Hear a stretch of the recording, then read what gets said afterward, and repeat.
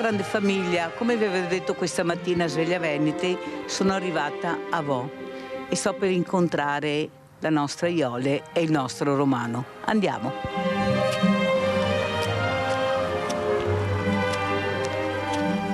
Ecco qua Iole cara, ciao Iole cara. Hai visto, invece sono arrivata con Fabio dall'alto, stai qua, ciao cara. Dai. Buongiorno. Tutto bene? Bene. Diciamo bene, cosa vuoi? Si può dire che stiamo male. È che purtroppo, come ti ho detto, la situazione è quel che è. Questa sarebbe, Iole, la casa della canonica? Sì, è la casa che mi ha dato mi ha aiutato Don Mario, una signora del volontariato della chiesa, la Fiorella. È inutile che dica sempre lei non vuole, però io dico che è lei. E il mio angelo custode è la Fiorella. Don Mario adesso non c'è più, c'è un altro, c'è Don Massimo. Ma in ogni caso la casa è della curia, insomma. Permesso? Prego, prego. Ecco qua, Romano. Ecco qua, Romano. Ciao, Romano. Ciao, Romano, caro. Romano sta bene ed è sano. Il mio problema è gestirlo in questa maniera e fare in modo che mi aiutino a tenerlo in vita, perché qua ormai non si capisce più niente. Chi vuole morire non lo lasciano morire, chi vuole vivere non lo aiutano a vivere. Come si fa? C'è qualcosa che non funziona? Per me sì. Mamma Iole, questo ragazzo che per te rimane sempre il tuo ragazzo, il tuo bambino, ha bisogno di tanto aiuto, nel senso che bisogna alzarlo. Romano è un omone, come vedete non è un uomo. 1,85 m per 100 kg. E voi vedete Romano, bello, pulito, guardate. E Iole in carrozzina. Allora, se Iole non viene supportata da questi aiuti che dovrebbero essere, per dire, persone fisiche che alzano Romano, vedete, lo girano, lo puliscono. Mi spiegate? Vai, Iole. Quando si tratta di fare l'igiene personale del corpo, la parte superiore, diciamo lavarlo, facciamo la spugnatura, lo fa l'operatore. Per quanto riguarda quando ci sono cose come farlo scaricare, mi arrangio io, lo lavo io. E non mi sembra di chiedere alla luna, io vorrei solo due operatori che mi aiutassero alla mattina. Per il pomeriggio mi arrangio con il ragazzo che ho. La mattina è la copertura della mattina, basta 1 ora e mezza, 2 di mattina. Ma tutti i giorni però, non un giorno no perché c'è una cosa, l'altro giorno no perché c'è un'altra. Ecco, lasciamo fuori la domenica, ma inizialmente si faceva anche il sabato. Senti Iole, io mi sono seduta, questo è il tuo letto. Hai fatto bene. Perciò tu sei qua 24 ore su 24 con Romano. E la situazione che io trovo assolutamente incredibile è che tu sei in sedia a rotelle. Cioè tu mi hai accolto e sei in sedia a rotelle. Mi spieghi come fai a gestire, a parte che sei una guerriera. La mia...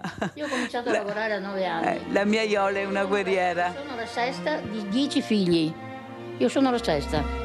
Ho capito, ma tu capisci bene, Iole, che non sei più in grado di gestire tu questa situazione da sola. Stamattina abbiamo avuto il sindaco. Tu cosa vorresti chiedere? Perché lui è responsabile, come gli ho detto io, della salute dei propri cittadini, ma oltre a lui ci dovrebbe essere anche una ULSS che si muove. Ecco, allora il sindaco l'abbiamo sentito. Alla ULSS, visto che per legge tu, cioè Romano si è svegliato, lo saluto. Ciao Romano! Hai visto che sono venuta a trovarti? Hai visto? Mi hai sentito che hai aperto gli occhi? Ciao! Ciao Romano! Che sonno profondo stavi facendo? Che sonno profondo, Romano! Ti trovo bene, sai? Certo che questa mamma è proprio brava, eh? Ascolta, cosa vorresti chiedere? Che ci sei tu, sai? Sì. Sempre così. Niente, come ti dico, io non voglio la luna. Guarda Mirella, l'ASL mi sta aiutando con dei contributi che io uso per pagare Sharif e ho usato finora per pagare la signora. È una parte, perché non bastano. Adesso il prossimo mese, questo mese, c'è anche l'INPS da pagare. Quindi tu capirai che ci vuole perlomeno 1.000 euro a testa più l'INPS, perché fanno solo delle ore. Non è che stanno qua tutto il giorno, perché se facessero tutto il giorno svenerebbe uno che ne ha tanti. Noi purtroppo abbiamo solo la pensione. Ma io non voglio la luna, come ti ho detto, mi basterebbe solo che mi aiutassero a gestire le 2 ore della mattina. Quanti anni ha Romano? 50 domani. Domani è il suo compleanno. Hai visto, Romano, che sono arrivata a farti gli auguri? Hai visto che sono arrivata? Ha 50 anni e sono 23 anni che si è fatto male. Esattamente, lui all'8 di settembre, sono 23 anni che è a casa. 22 anni che è a casa. E in 22 anni, 23 domani, nessuno è stato in grado di trovare una soluzione per te e per Romano, ma per tutti e due. Come mai? Ma perché, Mirella, prima io con l'ultimo intervento che io ho fatto alla gamba, mi sono accasciata sulla carrozzina. Prima invece con il girello mi arrangiavo, prima anche senza girello, e andavo avanti, perché dopo il mio incidente che ho avuto nel 92 l'ho tirata avanti. Mi avevano detto di non fare fatica perché avrei avuto tanto male. Il male è arrivato. Ma purtroppo, se avessi potuto non far niente, l'avrei fatto. Non si può non far niente in una situazione così. Ma io voglio sapere, cos'è Romano per te? Perché tu mi hai detto... Vita. Ridillo? La mia vita è quello che mi aiuta ad andare avanti, perché io ho perso un altro figlio e quando perderò lui, se perderò lui, spero prima io, verrà fuori tutto il dolore, anche quello dell'altro figlio, perché adesso è lì che è cova. Non è uscito, perché non può uscire, perché c'è lui. Tu non puoi essere debole con Romano. Assolutamente no, perché se io sono debole lui capisce subito che qualcosa non va. Guarda che io quando vado via mi dicono: Romano, fai i capricci, perché sta buono, come arrivi tu, sente la macchina, tira giù la testa. Senti Iole, io però chiedo adesso a questo punto che qualcuno deve intervenire. Io ti vedo, ti trovo molto provata, lo dico, sei molto provata. Ecco, sei stanca. C'è niente da fare, sono stanca, ma sono stanca, Mirella, perché non ho l'aiuto che mi serve, altrimenti io sarei tranquilla. Sono più che stanca, sono preoccupata. E la preoccupazione pesa, perché tutti i giorni pesi, e domani, e dopodomani, e dopo cosa sarà? Adesso lunedì, martedì, mercoledì cosa faccio? Chi viene? Allora, questo è un pensierino per te. Grazie. È un ricordo che io voglio che tu abbia. E questo è l'assegno, questa grande famiglia. Grazie, Mirella, sempre. Fate sempre, fate solo voi e questa mia amica qualcosa, ma gli altri non si vede nessuno, Mirella. Credimi, siete meravigliosi, perché ti vedo tutti i giorni e mi viene da piangere vedere cosa fai. Allora io saluto e ringrazio Luisetto, Chiara Luisetto, vicepresidente, 5ª commissione politiche sociosanitarie. Grazie Chiara Luisetto di essere qui. Io non mollo, Chiara, non mollo. Non si può mollare. Saluto anche Paolino Barbiero, presidente del comitato provinciale INPS. Poi lui chiede cosa c'entra l'INPS in questo, vorrei capirlo, andiamo a chiederlo a Iole perché Mirella non è in grado. Mirella fa vedere quello che trova, cosa dicono e cosa fanno. Allora, Chiara Luisetto, è un caso che io avevo segnalato, se lei si ricorda, Chiara, molto segnalato, non si è mosso una paglia. Ecco, ogni volta che parlo di qualcosa si blocca tutto, non so il perché, ma è una roba grande. Comunque adesso riprenderemo con Chiara Luisetto e allora passiamo da Paolino Barbiero. Allora, Presidente, questo caso, lei si è occupato di tante cose, specialmente per le fragilità, ha fatto parte di un sindacato importante della CGIL, ma tutte possono essere fragilità, ma le fragilità vanno accompagnate, vanno sostenute. Ecco, il sindacato fa una cosa molto importante con i CAF, è là che si arriva per vedere l'aiuto. Ecco, questo caso cosa trasmette secondo lei, Barbiero? Beh, intanto è un caso drammatico, insomma, per i soggetti interessati. E vedere queste cose chiaramente fa tremare i polsi. Poi c'è anche un'indecenza esterna di chi non si occupa di questa questione, perché molto probabilmente le persone singole non sono neanche in grado di avere il quadro complessivo delle possibilità economiche, sociali e sanitarie che possono dare una mano. Quindi qua, adesso non so se l'hanno già fatto, ma se non l'hanno già fatto è meglio che lo facciano il prima possibile, a partire dal sindaco, perché chiaramente il sindaco è quello che ha la responsabilità sanitaria sui suoi cittadini, è quello di mandare qualcuno esperto per guardare la situazione esistente, per capire se ci sono tutti i riconoscimenti determinati dalla tipologia di disabilità che ha sia la mamma sia il figlio, e poi vedere tutti gli interventi che ci sono, perché per esempio c'è il SAD, che sarebbe il servizio di assistenza domiciliare, lo fa il comune, mi pare di aver capito che se va potenziato bisogna potenziarlo, perché è un caso drammatico. Poi c'è l'assistenza domiciliare integrata che la fa l'ULSS, e anche qui se lo fanno bene, se deve essere potenziato, si vede come potenziarlo, perché poi alla fine ci sono situazioni meno gravi dove c'è meno bisogno e situazioni più gravi dove c'è più bisogno, quindi non si può standardizzare l'intervento in modo medio, insomma, no? per tutti a prescindere. E poi c'è la questione dei riconoscimenti da parte dell'INPS rispetto alle tematiche di disabilità che ha. Quindi se sono tutti quanti invalidi civili al 100%, sia la mamma che il figlio, ci sono delle prestazioni economiche collegate eventualmente anche a anni di lavoro fatto, e quindi bisogna capire se hanno lavorato e quanto, possono essere diverse. Per tutti e due c'è l'accompagnatoria, e oltre a questo ci sono anche degli interventi che fa l'ULSS sull'assistenza domiciliare integrata, c'è un assegno che dà anche all'ULSS, quindi bisognerebbe mettere in fila tutte queste cose, perché io sto parlando in termini di principio, come dicevi tu, non conosco la situazione, però la prima cosa da vedere è se tutto quello che la legge stabilisce viene data a questa famiglia, fermo restando che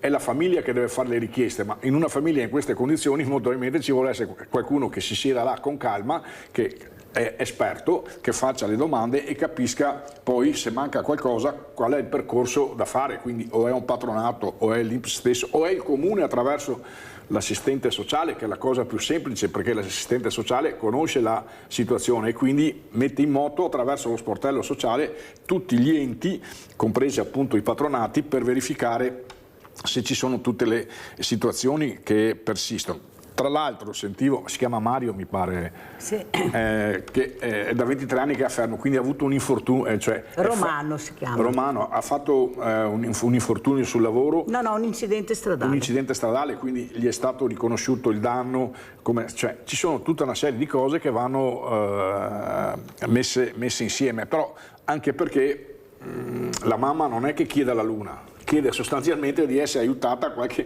mezza giornata in più, e in una comunità come quella di Vo e dentro all'ULSS Euganea credo che ci siano tutte le condizioni per farlo, basta un po' di buona volontà, però molto spesso tutti, quando è ora di parlare di disabilità, ne parlano, quando è ora di intervenire non intervengono. Ma su questo volevo dire alcune cose, perché per esempio sulla disabilità è in corso una sperimentazione determinata da una nuova legge fatta a livello nazionale 3 anni fa, che vede anche la provincia di Treviso tra le province in sperimentazione, che si concluderà entro la fine di quest'anno.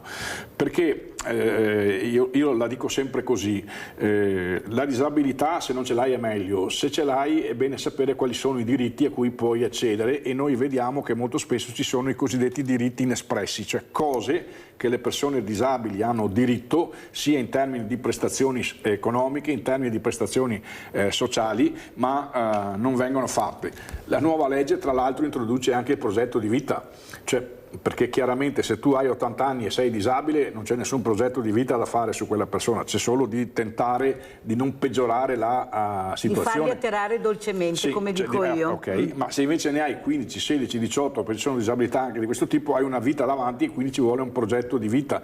Anche qui il legislatore ha previsto una serie di cose che sul piano teorico sono importanti, ma sul piano pratico non si stanno facendo quei passi necessari perché la norma sia calata a terra, ma casomai dopo durante la trasmissione parleremo anche di questo. Allora Barbiero, è vero, non so se la Luisetto è collegata, non è collegata, allora per cortesia fate una telefonica perché è inutile, tanto so che non si collegherà perché così funziona, nel senso che non c'è connessione dove c'è la Luisetto, non so dove sia, se è in regione, pensate voi, ecco mi collego con l'Africa, non sono buona a collegarmi col Monteo, tanto per dire come che sia la situazione, perfetto. Allora detto questo però Barbiero, c'è un medico di famiglia, Sì. un sindaco, l'ULS, ma non solo. Col sindaco c'è l'assessore sociale, Sì. con l'ULS c'è l'assessore sociale, il medico di famiglia, 23 anni, non si muove paglia. Non si muove paglia. Questo voi lo sapete perché io la storia l'ho raccontata più volte, ma sapete che non mollo finché non la risolvo, perché risolvere questo vuol dire risolvere tanti casi. È come l'amministratore di sostegno che non è per un ragazzo, è per tutta la scuola, ma qualcuno pensa a un ragazzo e nessuno spiega niente in Italia, trasparenza, ciao. Allora cosa succede? Che tutti passano il cerino. Io ho avuto il sindaco qua, la situazione è conosciuta, noi facciamo quello che possiamo, è stata segnalata all'ULS, al medico di famiglia, 23 anni non si muove paglia. Allora, io sono convinta di una cosa, Barbiero, che tanto qual è il problema per la politica in generale, perché quando si parla di ULS si parla di politica regionale, certo. Quando si parla di medico di famiglia si parla di medici di base, quando si parla di comune, di sindaco, si parla di politica sempre, assessori. Il problema è che le fragilità non contano perché non hanno voce, Barbiero. Chi può interessare la storia di Iole e di Romano? A qualcuno? A Mirella, forse qualcun altro? Ma gli altri? Problemi di Iole e del figlio? Qual è il mio problema? Allora, mi novò combatta, sto famoso detto in Veneto, invece che c'è qualcuno come Mirella che va a combatta. Allora ho preso un avvocato e se adesso non succede qualcosa noi cominciamo a denunciare. Perché nella Costituzione è scritto chiaro e tondo di quello che tu hai diritto, diritti e doveri. La legge lo prevede, perché prevede i presidi che non arrivano o arrivano quando qualcuno li fa arrivare. Ma Romano ha bisogno tutti i giorni, Iole ha bisogno tutti i giorni di avere un supporto e come dice Barbiero non è che chiede alla Luna, chiede un supporto, anche se a mio avviso non è più in grado da sola di gestire questa situazione, certo. L'avete visto, non è neanche ammissibile vivere in una stanza del genere 24 ore su 24 e per fortuna che la parrocchia ha capito, perché sennò non so dove sarebbe finito Romano, se ci sarebbe ancora anche Iole. Allora sentiamo, Luisetto, eccola qua. Allora, non so se ha seguito tutto quello che abbiamo detto, che abbiamo fatto. Per cortesia chiedete in regione se riusciamo a avere una connessione, perché come collego qua a regione è un disastro. Cioè, visto che appunto bisogna fare il cambiamento, cerchiamo di fare anche le connessioni, visto che andiamo sulla Luna. Allora, Luisetto, cosa vuole dire? Beh, mi sembra intanto buongiorno Mirella, buongiorno a tutti e scusatemi per la connessione, ma effettivamente non mi era mai successo in realtà che cadesse la linea così. Ho seguito la storia che ha presentato e la vita insomma di Iole, quello che è successo a Romano. Non ho capito però, questo chiedo scusa ma non l'ho proprio sentito, che cosa ha detto il sindaco rispetto all'assistenza domiciliare, perché mi sembra che Iole faccia una richiesta molto chiara e molto semplice, e cioè di avere un'assistenza tutte le mattine che lei non riesce ad avere e soprattutto di cui ha bisogno per poter alzare, cambiare, fare l'igiene a Romano, soprattutto nella condizione in cui è. Ho visto l'aiuto della parrocchia che mi sembra importante, però non possiamo neanche pensare che le parrocchie suppliscano ai compiti delle istituzioni pubbliche e quindi, come hai detto tu, c'è un comune e c'è una ULS ed è necessario che lavorino insieme per dare questa assistenza. Purtroppo una delle cose che a me fa sempre molto arrabbiare, devo dire, è che quando mi viene detto che noi siamo eccellenti in tutto in Veneto per quanto riguarda l'assistenza e la sanità, se è vero che ci sono delle cose che vanno bene, non bisogna dire che tutto va male, è anche vero che ci sono delle situazioni come questa, e quindi che mi venga detto, come è successo di recente, che noi col PNRR i soldi che ci sono stati dati, il 10%, l'obiettivo del 10% dell'assistenza domiciliare lo abbiamo raggiunto, a me fa sempre molto arrabbiare, perché poi in cosa si traduce? 1, 2 ore, 3 ore a settimana quando va bene? Questa non è assistenza domiciliare, questa è mettere una pezza qualche ora alla settimana. Famiglie come questa hanno bisogno di un sostegno costante, che non vuol dire essere lì 24 ore tutto il giorno, vuol dire almeno passare a fare l'igiene, in questo caso specifico, tutte le mattine, perché come noi ci laviamo e siamo nelle condizioni di farlo, Romano non è nelle condizioni di farlo e quindi ha bisogno di questo supporto. Io credo che ci sia parecchia strada da fare, perché finché ci raccontiamo che va tutto bene e ci sono queste situazioni, non stiamo svolgendo un compito adeguato. Bisogna vederle queste situazioni e tentare di costruire delle soluzioni, perché il caso che abbiamo visto stamattina non è un caso isolato, cioè non è che in Veneto ci sia solo Romano, in Veneto ci sono tanti Romano in questa situazione ed è preoccupante, perché quello che noi sappiamo, e lo sappiamo da tempo, è che invecchiamo, per fortuna invecchiamo più a lungo di come facevamo un tempo grazie alla medicina, ma i figli sono sempre meno e le reti delle famiglie sono sempre più sottili.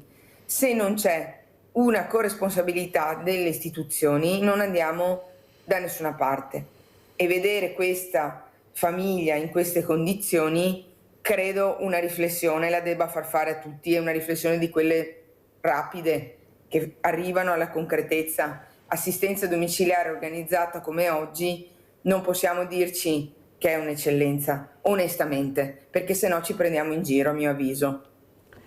Lisetto, il problema è che io ho chiesto al sindaco, l'ho avuto anche ospite, proprio con questa mamma e questo uomo. Il problema è che tutti dicono che fanno il possibile, sempre presente, quello che posso fare l'ho fatto, lo faccio, e chi è che va a verificare? Iole può verificare, io non è che posso andare là tutti i giorni a vedere se è vero quello che mi dice il sindaco. Abbiamo scritto in regione, l'avevo segnalato anche a te, Chiara Luisetto, questo caso, ti ricordi tempo fa? Ma oltre a parole io vorrei che qualcuno agisse, perché io mi domando, anche le commissioni, allora va bene che c'è il presidente della regione, c'è l'assessore sociale, ma ci sono anche le commissioni.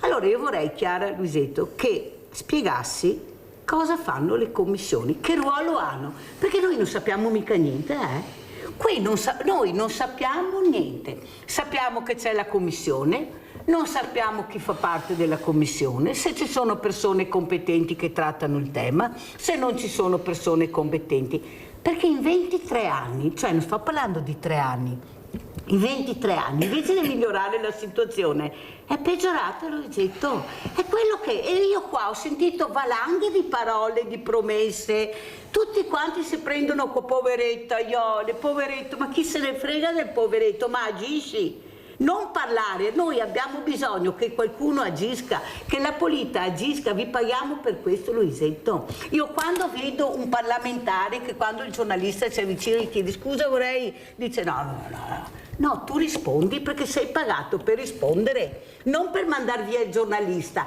e sei pagato profumatamente, non con stipendi che abbiamo noi, perciò tu devi rispondere, non essere seccato. Invece io trovo che sono seccati, quasi sempre i politici, o non vogliono toccare il caso, perciò mi trovano 1000 scuse del mondo per non partecipare alla trasmissione, mi dicono sono a Roma, qua poi c'è il vicino che mi chiama e dice Mirella, guarda casa che ho visto in giardino, tanto per capire come funziona, perché io le cose le dico, non è che non le dica.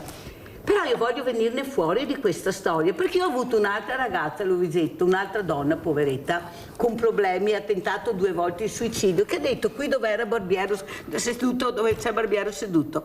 Io ne ho 9 nella carta che dovrebbero seguirmi, Mogliano Veneto, tanto per dire. Non ho nessuno. Di 9 mai nessuno. E se non fosse per Mirella con la borsa della spesa e qualche assegno che mi sostiene, nonostante abbia anche l'amministratore di sostegno, non so cosa gli fa questi amministratori di sostegno, anche qua dovreste verificare, perché tutti quanti si lamentano, non so chi sia amministratori di sostegno, sia avvocati o familiari, cioè questi moriria di fame, perché nessuno fa neanche una telefonata, una telefonata non viene fatta da nessuno. Prego Lovisetto. Allora, lei mi chiedeva prima cosa fa la commissione che è composta da una ventina di consiglieri regionali, ovviamente spartiti tra maggioranza e minoranza, prende i provvedimenti che la giunta fa e quindi l'assessore, chi governa, a chi i cittadini e le cittadine del Veneto hanno dato il voto e quindi a chi ci governa, e quindi la maggioranza, il centrodestra in questo caso, prende quei provvedimenti, li approfondisce e dà dei pareri. Può anche fare delle proposte di legge, non solo chi è membro della commissione, ma anche gli altri consiglieri, ma per la maggior parte del tempo esamina tutto quello che la giunta ritiene che sia da verificare e da far controllare. Ovviamente poi è l'assessore, sono gli assessori insieme col presidente che decidono quanti fondi stanziare per l'assistenza domiciliare, visto che stiamo parlando di questo, quante risorse mettere sul fondo non autosufficienza, che è sempre uguale da anni, non è mai stato aumentato nonostante aumentino i bisogni, quanti soldi ad esempio mettere sulle impegnative e quindi contributi per le case di riposo, per abbassare le rette delle case di riposo. In questo quadro, come minoranza, di cui faccio parte, quello che proviamo a fare sono delle proposte di miglioramento, oppure critichiamo a volte, ma non per il gusto di protestare, perché quando ci troviamo davanti a situazioni come queste vediamo che le cose non vanno benissimo, no?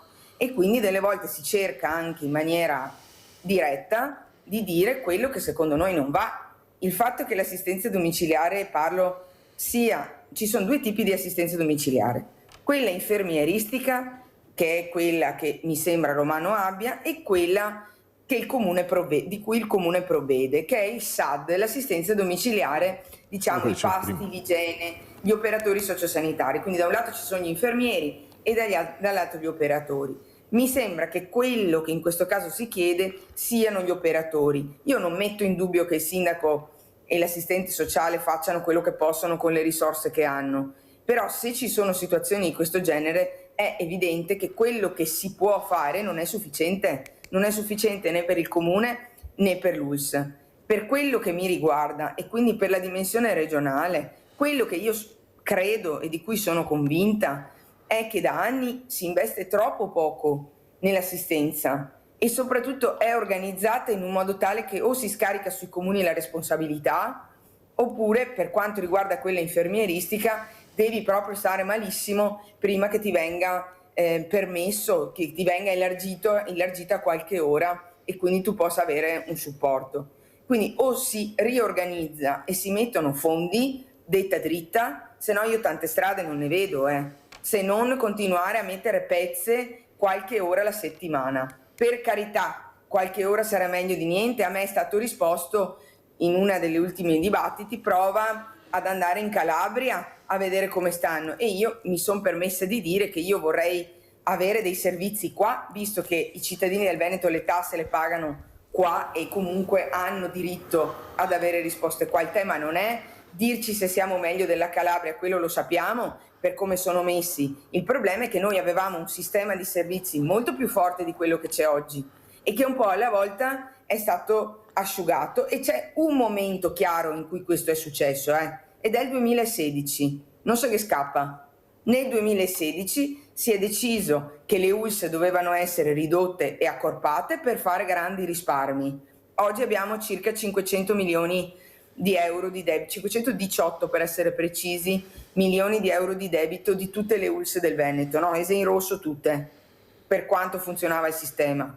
Quindi si sono accentrate le ULSS e si è tolto dai territori. Quindi le persone hanno visto allontanarsi i servizi, i distretti si sono sempre più impoveriti, tanto che abbiamo dovuto adesso costruire le case di comunità, che però vengono costruite in un momento in cui non c'è personale. Ferma Luisetto, ferma Luisetto, ma servivano le case di comunità che non partono, che partono male, quelle che sono partite, abbiamo sentito anche cosa è successo, o servivano strutture adatte a persone in grande difficoltà, che possono essere persone come Romano, persone che hanno problemi psichiatrici e vediamo che sono per la strada tranquilli e beati, a parte una donna poveretta che veramente ha messo del suo e ha aperto una casa a Valdobbiadere per accogliere queste persone, che l'ho avuta anche ospite, che ringrazio sempre, la Calabresi, ma dove la politica non si è neanche degnata di andare all'inaugurazione, perché chi se ne frega di questa roba. Allora, le colate di cemento la politica deve smettere di farle, perché parliamo di studentati per ricchi, parliamo di case di comunità che non si sa neanche cosa sono, cosa faranno, se parti in Francia sono fallite completamente, noi abbiamo ripresa la situazione, non abbiamo medici di famiglia, non abbiamo infermieri, eppure si continua per questa strada. Perché? Perché il cittadino non conta niente. Alla fine, quando la persona è votata, fa quello che vuole con i soldi pubblici. Qual è il problema? Cosa serve all'Italia per ripartire? Questo, aspetta, facciamo la pista da bob, il ponte di Messina, la pedemontana, la quarta, quinta corsia. Abbiamo un paese circondato dall'acqua dove potrebbero essere rafforzati i porti, le ferrovie. Bisogna fare la quinta, sesta, ottava corsia. Barbiero, ma non è che dobbiamo veramente dire basta e capire che noi dobbiamo essere ascoltati, abbiamo il dovere di essere ascoltati, perché queste persone, come ripeto, sono pagate con i nostri soldi, cioè non è che piovono dal cielo i soldi che prendono ogni mese, fiore di quattrini. Prego. Ma io credo che sia giusto dire basta, però chiaramente il basta poi non risolve i problemi come quelli di Iole e Romano. Io tra l'altro credo che rispetto a quello che dicevi tu prima, questo deve essere un problema che interessa a tutti, non chi se ne sta occupando, che interessa a tutti perché le fragilità ormai stanno attraversando tutte le famiglie. Chiaramente ci sono fragilità più pesanti, meno pesanti, ma è un problema che uno deve comprendere e fare le giuste pressioni verso poi la polis, la politica, perché risolva questi problemi. Allora, nel caso di Romano Iole bisogna, come dicevo prima, capire se tutti gli strumenti previsti dalla legge, sia quelli economici, sia quelli sociali, sia quelli sanitari, sono stati attivati.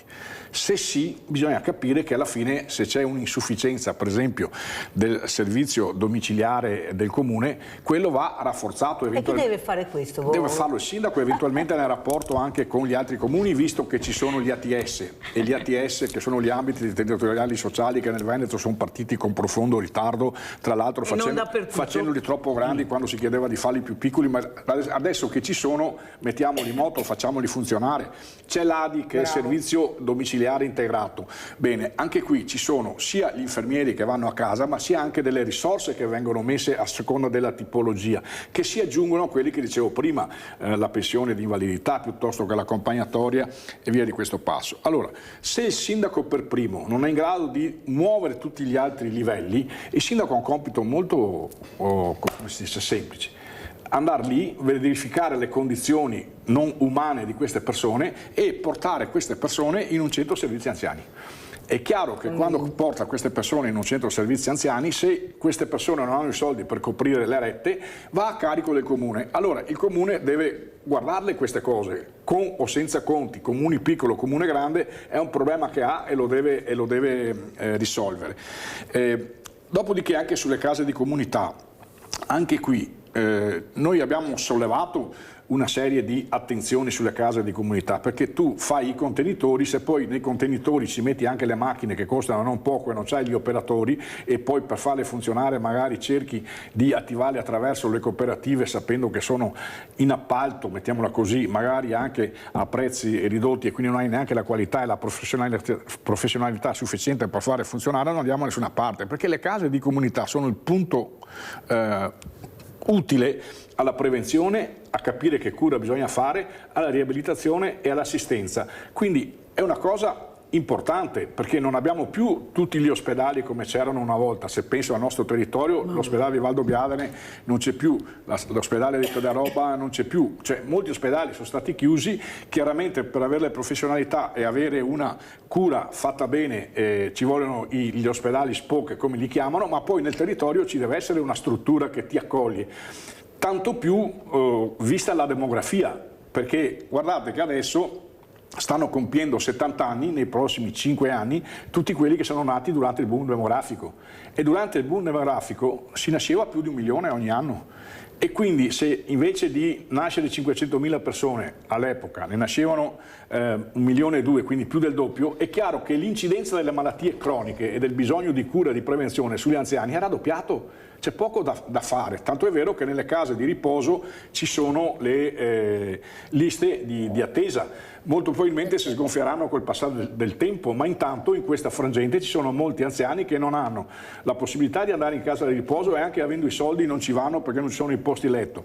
La questione delle badanti abbiamo visto com'è, perché non si è mai preso per mano anche questa questione su corsi di formazione che avevamo chiesto venissero fatti, e avevamo anche proposto all'epoca come sindacato in regione un'idea di un registro delle badanti, e invece è tutto quanto lasciato alle singole persone, alle singole famiglie che si arrangiano, e se ti va bene puoi trovare anche uno badante che ha cura della persona anziana, che sta bene, che si integra, che fa bene il suo lavoro. Se va male succedono le cose che molto spesso leggiamo anche nella cronaca. Anche perché non ne basta una, perché bisogna dargli se è in regola anche il sabato e la domenica e le ferie. Quindi io penso che a questo punto ci vorrebbe, in questo caso il sindaco, casomai qualcuno che aiuti il sindaco, andare là e a fare la fotografia di questa situazione, perché se così non possono reggere, l'unica soluzione che hanno è portarli in un centro servizi anziani.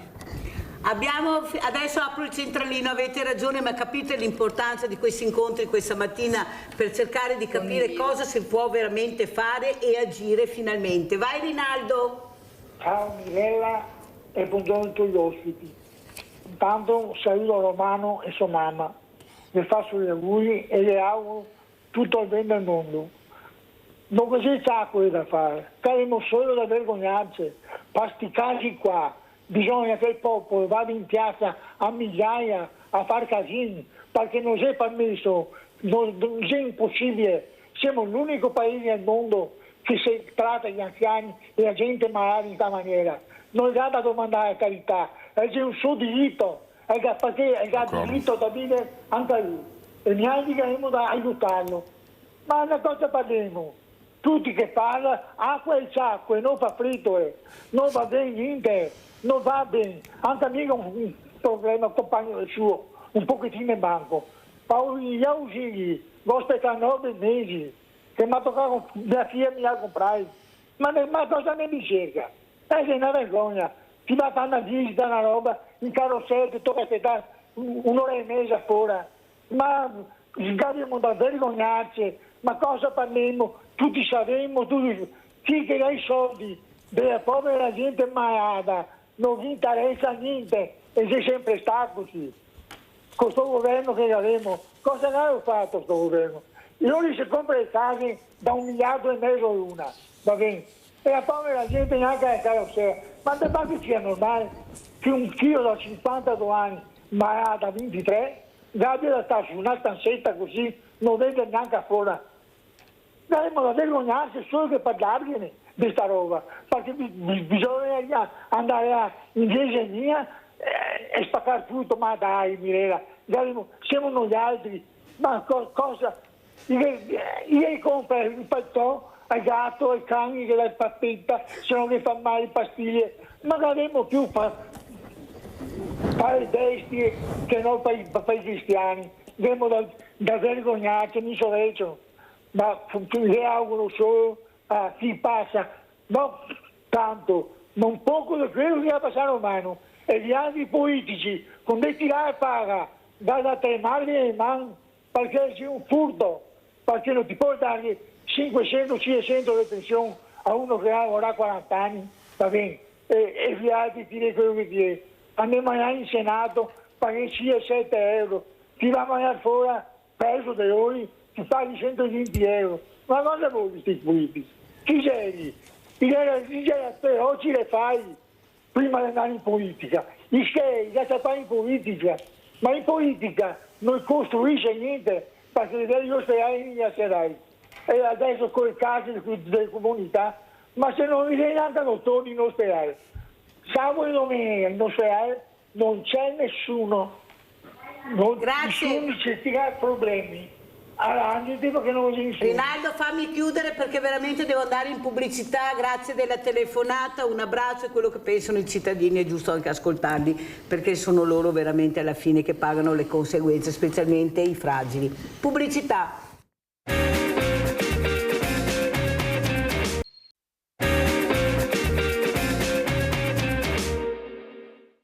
Come commentiamo e soprattutto il ruolo dell'INPS? Prima diceva appunto Iole, devo pagare l'INPS, adesso io non so come, cosa, perché non sta a me verificare, però qualcosa che deve pagare sicuramente, perché se lo dice vuol dire che deve pagare qualcosa.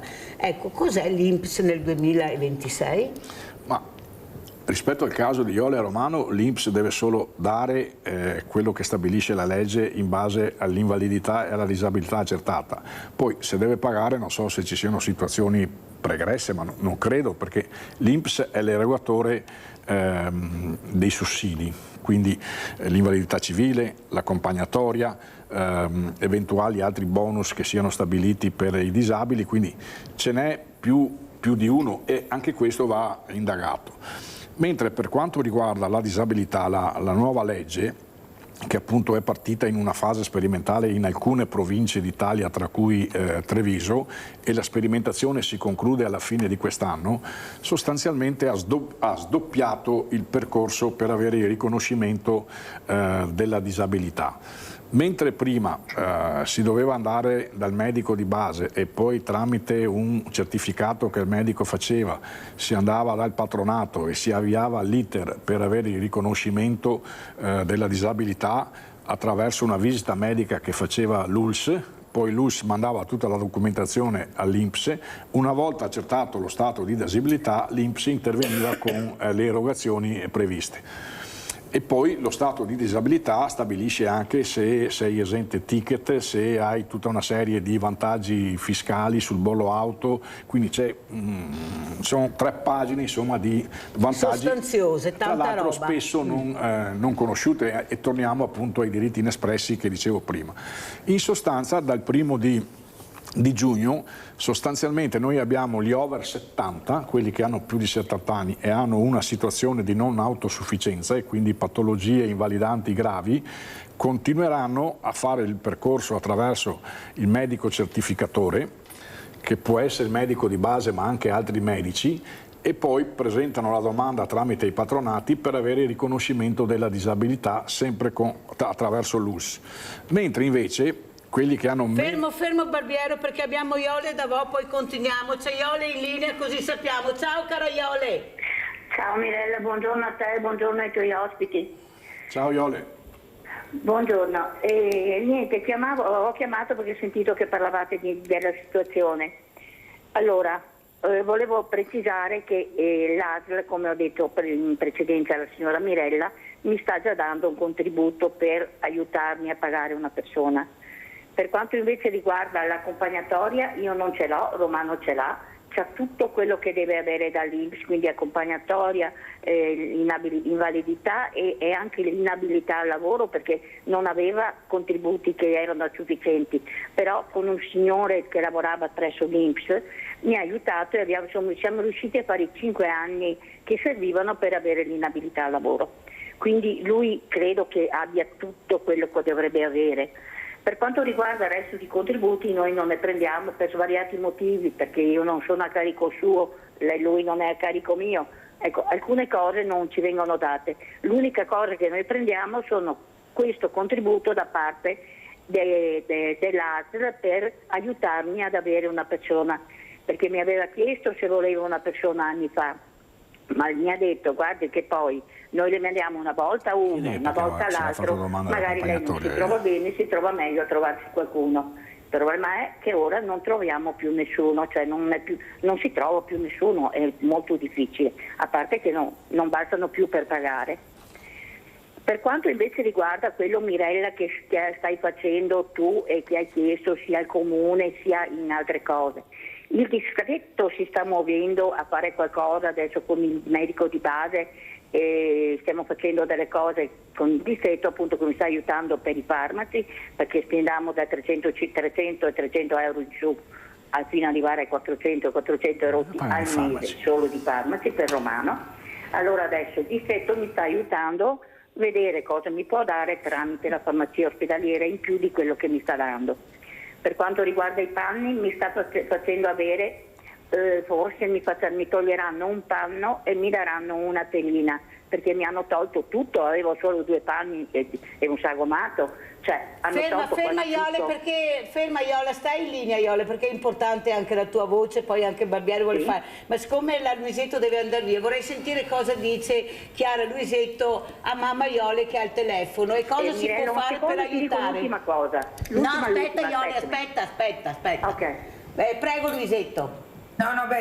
Ascoltavo Iole, nel senso che mi sembra che in realtà varie realtà stiano facendo dei pezzi, cioè che ci sia un interessamento della comunità, non c'è isolamento in questo senso, almeno da quello che ci racconta Luisetto, adesso. poi tutte le mattine l'assegno, vorrei vedere che non se avesse mosso qualche Duni. Luisetto, tutte le mattine faccio vedere l'assegno, qualcuno si sarà mosso che ha preso paura quando ho detto che comincio a denunciare, che scusa, Certo. Prego. Il tema però qua secondo me è questo, quello che diceva prima l'ospite dell'INPS in studio, io lo condivido tutto, cioè bisogna capire fino a che punto questa situazione è una situazione che si può gestire così e quando deve essere invece fatta una scelta diversa.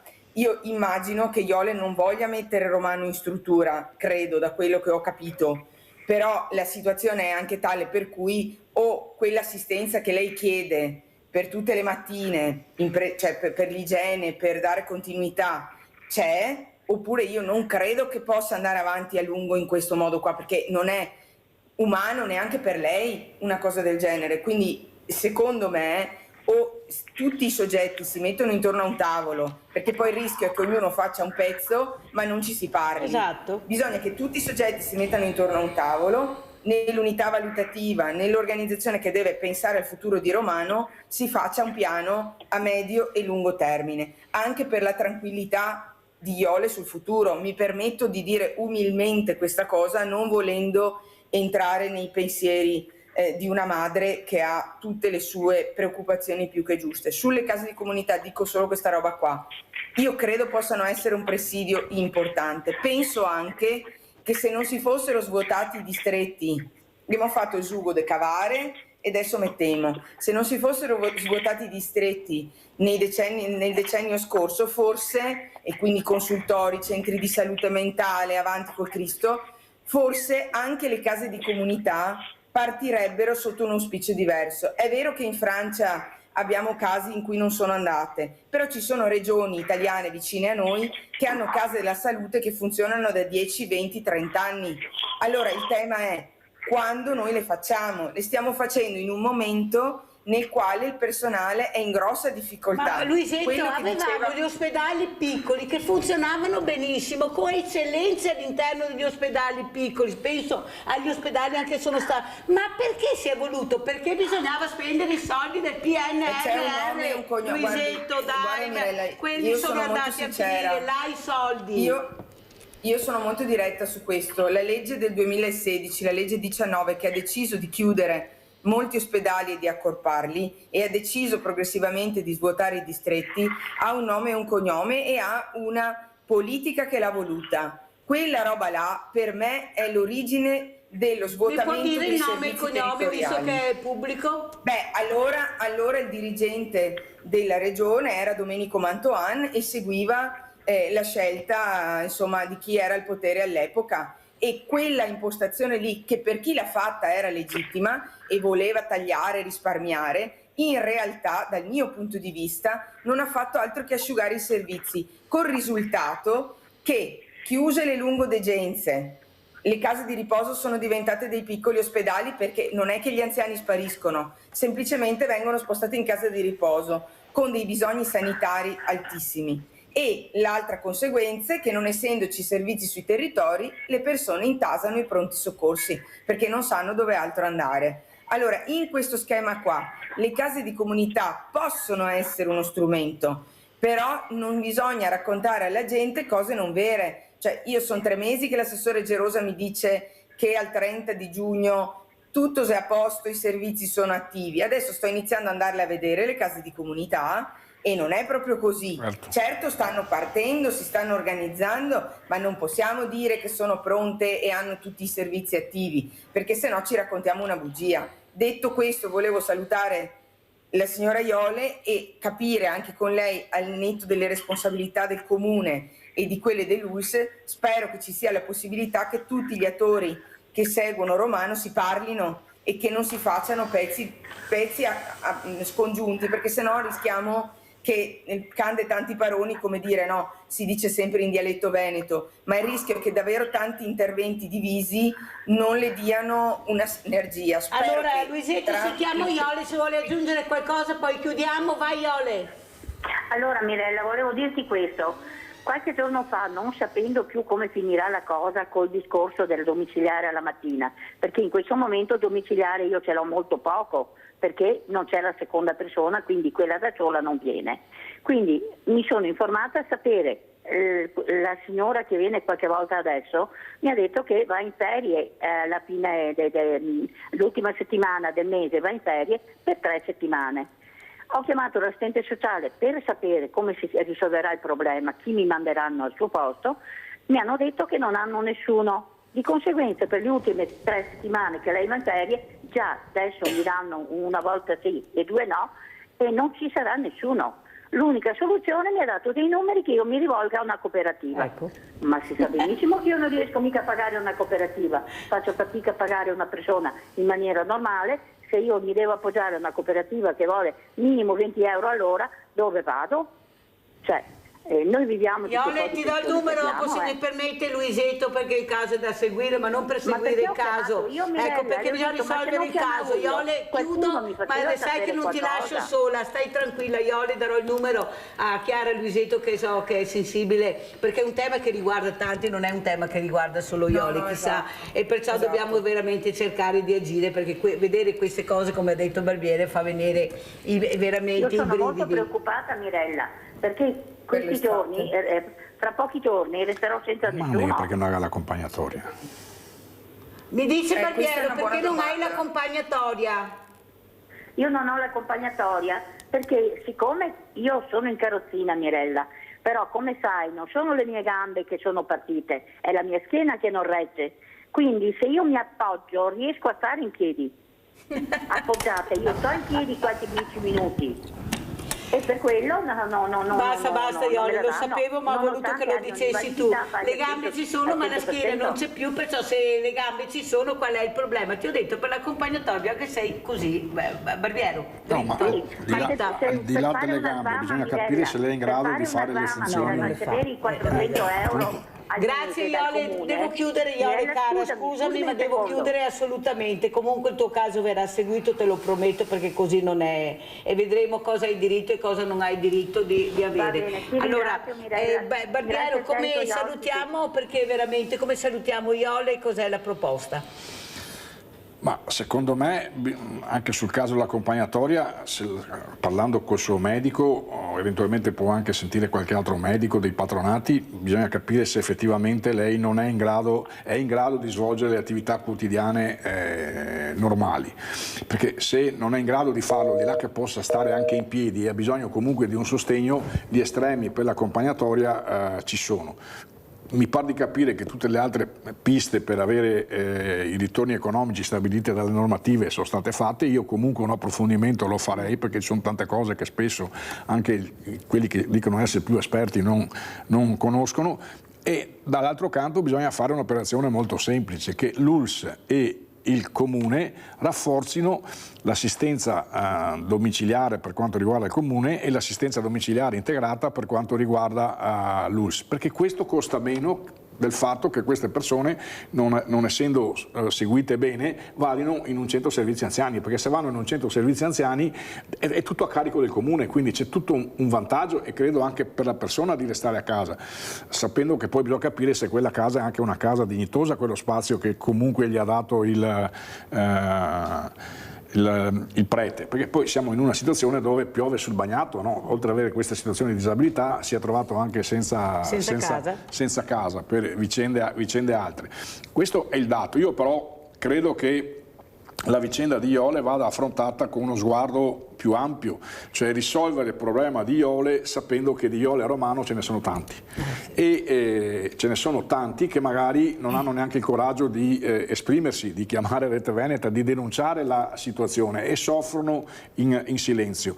E tra l'altro questi tanti non sono in diminuzione, purtroppo, sono in aumento, e non sono in aumento solo tra gli anziani, perché la disabilità, guardando anche il percorso di sperimentazione che stiamo facendo, quindi raccogliendo tutti i numeri, ha anche molte persone da 0 a 18 anni, e quindi quelli, una volta riconosciuta la disabilità, possono far sì che i loro genitori abbiano i permessi per assisterli con la legge 104, ma anche avere l'indennità frequenza per andare a scuola, quindi che è un assegno di 370-90 euro mi pare al mese. Poi tra l'altro con una sentenza fatta 2 anni fa si è allargata anche la platea di riconoscimento economico per tutti quelli che sono disabili tra i 18 e i 65 anni, quindi dei passi in avanti sono stati fatti, ma non sono sufficienti rispetto alla preponderanza delle situazioni che ci sono. Devo correre perché il tempo è tiranno, ma volevo dirlo. E tra l'altro l'altro tema è il progetto di vita, perché il progetto di vita sta in capo si dice, agli ATS, e gli ATS per il momento sono ancora un oggetto sconosciuto. Chiara Luisetto, e lo dico anche a Barbiero, tanto è vero che chiamano Rete Veneta perché abbiamo fatto una mostra, Io ci sono, che è qua esposta anche a San Biagio di Calalta, sulla piazza,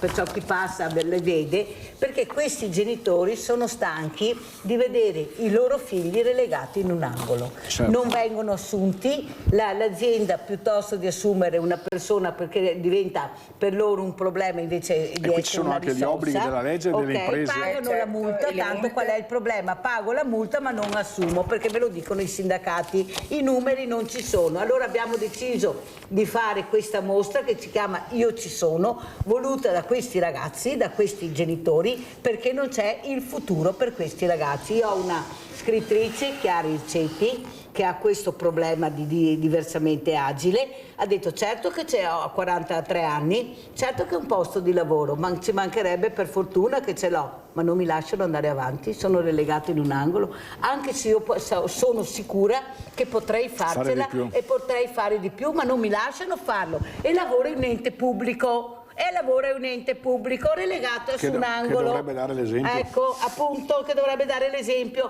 Oppure Davide, che ha il diploma di cameriere, ma nessuno lo assume, neppure la sagra, lo hanno mandato indietro alla sagra, tanto vero che mi ho incassato col prete e ho detto ma cosa sia sta storia? Perché lui non arrivava il vassoio perché diventa un problema.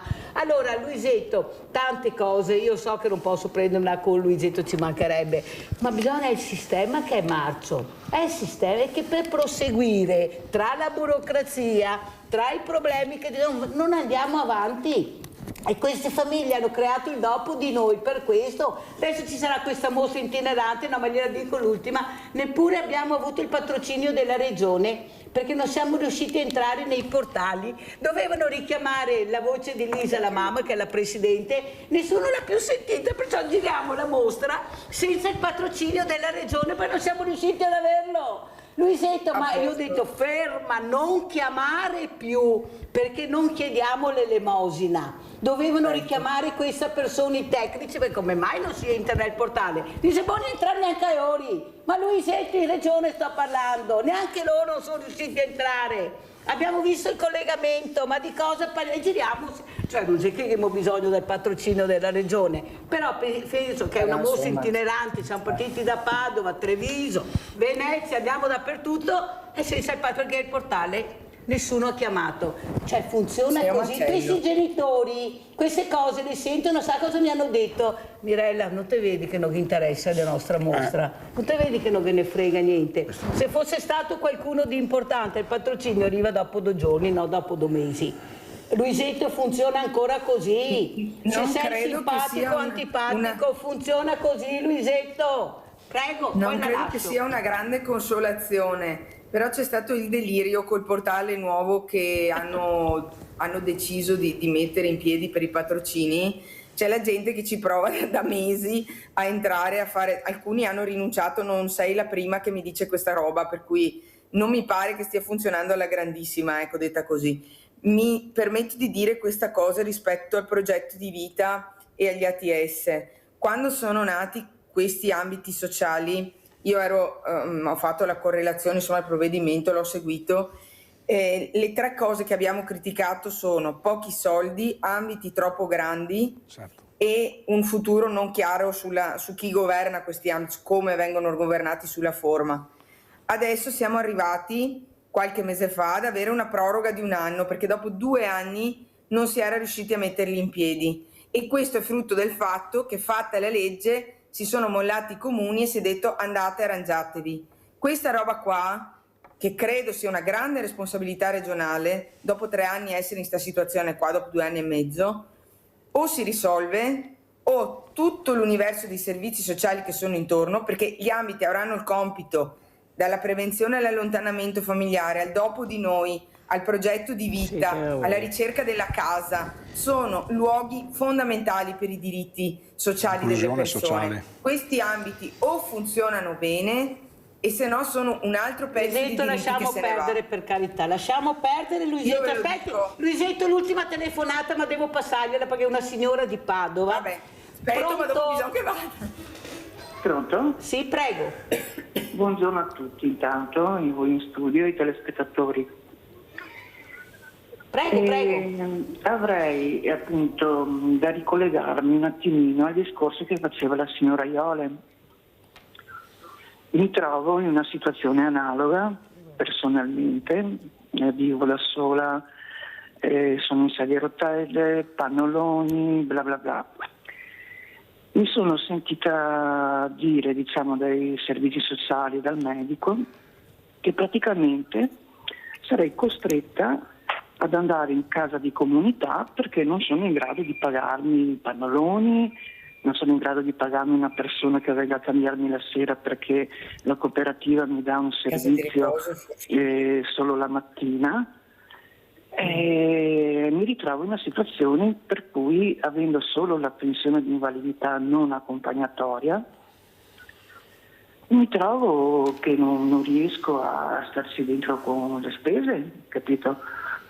E io potrei comunque stare a casa, non ho una situazione fisica tragica, diciamo così, è ovvio, non sono in grado di fare le cose, occuparmi della mia persona senza ausili, insomma, ecco, però preferirei fare a casa mia, no? E invece c'è quasi una sorta di ricatto e vai in casa di comunità. Casa di riposo. Casa di riposo. Capito? Avrei anche non diritto, casa per esempio, faccio solo una cosa veloce, avrei diritto all'ABI.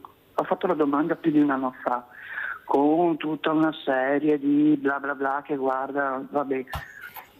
Cosa succede? Che siccome io non riesco ad andare in posta, in presenza, a ritirare la documentazione, l'ABI è fermo lì in posta e io non ho accesso al mio ABI. Scusa un attimo solo, ma vivi Padova o fuori Padova? Sì, Padova. Buon, perfetto. Basta così, abbiamo già capito, basta così. Se te la schei, tega tutto, se non te la schei, rangiate e vai a finire nel dimenticatoio. Luisetto, come ci saluta? Sì, ma a parte che la situazione è difficilissima, la signora immagino che intendesse casa di riposo, non casa di comunità, Sì. perché non riuscendo a gestire la casa, tra l'altro non è che ci sia la fila, come dire, di enti pubblici che ti manda in casa di comunità, in casa di riposo, perché come in questo caso la signora probabilmente non riuscirà a pagare la retta, quindi il comune dovrà integrare. Se sono arrivati a dire questo, mi sembra che non ci siano arrivati alla leggera, ma detto ciò, mi sembra allucinante che non possa neanche ritirare la pratica dell'assistenza domiciliare tramite un'assistenza sociale, un funzionario del comune cioè, io vi chiedo cortesemente di darmi il Una riferimento bella- di sta signora, che proviamo a capire anche col comune di Padova com'è possibile che ci sia la pratica di ADI ferma e non la possa ritirare. Questo è anche l'elemento. Dopodiché bisognerebbe capire anche dove vive la signora, se è in un condominio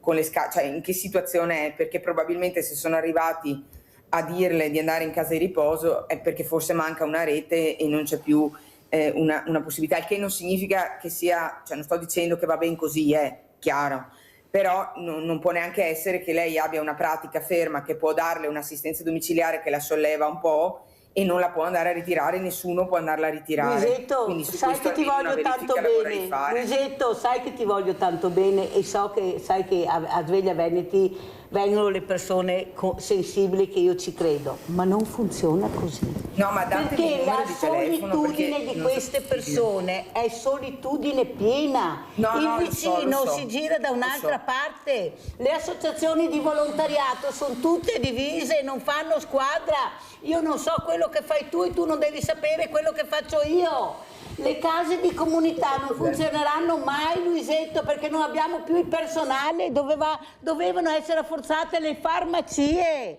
i medici di famiglia che hanno fatto squadra, ma che cavolo queste colate di cemento che sono vuote, ne funzioneranno 3 e 30 sono senza. È là il problema, non abbiamo i numeri, ma me lo dicono i dottori che ho qua, i medici di famiglia, che molti non hanno neanche firmato poi per andare. Abbiamo l'ultima telefonata, no Chiara, è veramente Chiara, bisogna ascoltarla. No Luisetto, l'ultima, dopo capisco che la regione è importante, ma anche noi quando ci siete siamo importanti. Ecco, brava. Chiara, vai Chiara. Ciao Mirella, Ciao. io sono in ferie ma mi ha chiamato la mamma per dire che hai parlato della nostra mostra. Io ci tengo a dire dell'importanza di questo, io ci sono perché adesso ascoltando le tue ultime parole noi stiamo combattendo secondo me una battaglia sul fatto di sentirci soli e sul fatto che appunto abbiamo bisogno di essere visti, considerati, ma anche che tante cose cambiano nel senso migliore delle cose. Ospedale di comunità, ti faccio un esempio, io adesso facevo una terapia ogni fine settimana presso il distretto di sanitario. Mi hanno avvisato questo venerdì qua che dalla prossima settimana il distretto chiude, devo andare all'ospedale di comunità a fare la terapia. Ovviamente quando mi hanno avvisato non c'è posto, perché l'ospedale di comunità di Noale aveva già le sue precedenti persone che dovevano andare, ecco. Tanto mi troverò a fare un immunosoppressore due volte su un mese al posto che 4 volte come andrebbe fatto. Detto questo, capisco anche l'avvilimento, a volte lo provo anch'io, l'ho provato anche ieri onestamente quando mi è stato detto che non potevo più esporre il mio libro e non ho capito il perché, ma qualcuno me lo spiegherà. Però io ci credo tanto a questa mostra, solo che vedo che effettivamente le persone non sono molto attratte, non sono sensibili. Chiara, Però, devi accorciare, se no non ce la faccio. Spiega a Barbiero che tu lavori su un ente pubblico e non ti fanno fare carriera. Io lavoro su un ente pubblico, sono stata assunta nel 2002 e sono il livello più basso di 99 dipendenti.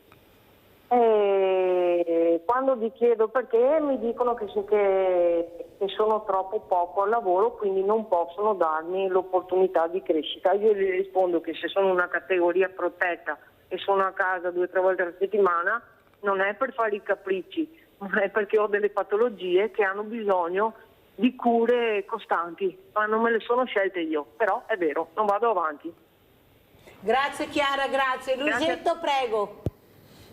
No, io devo scappare. Sì, per basta, quanto basta, riguarda mi fermo quello che perché sennò diceva sarebbe tutta Chiara. una. Basta, prego. No, per quanto diceva Chiara, io mi spiace della sua situazione specifica ed è soprattutto una cosa che purtroppo succede alle donne questa, soprattutto alle donne fragili, perché già le donne, come dire, in salute vivono una situazione in cui premialità e avanzamenti di carriera li hanno molto meno dei loro colleghi maschi nella stessa situazione. Questo è il famoso divario di genere sul lavoro. Quando si vive anche una fragilità, la situazione peggiora.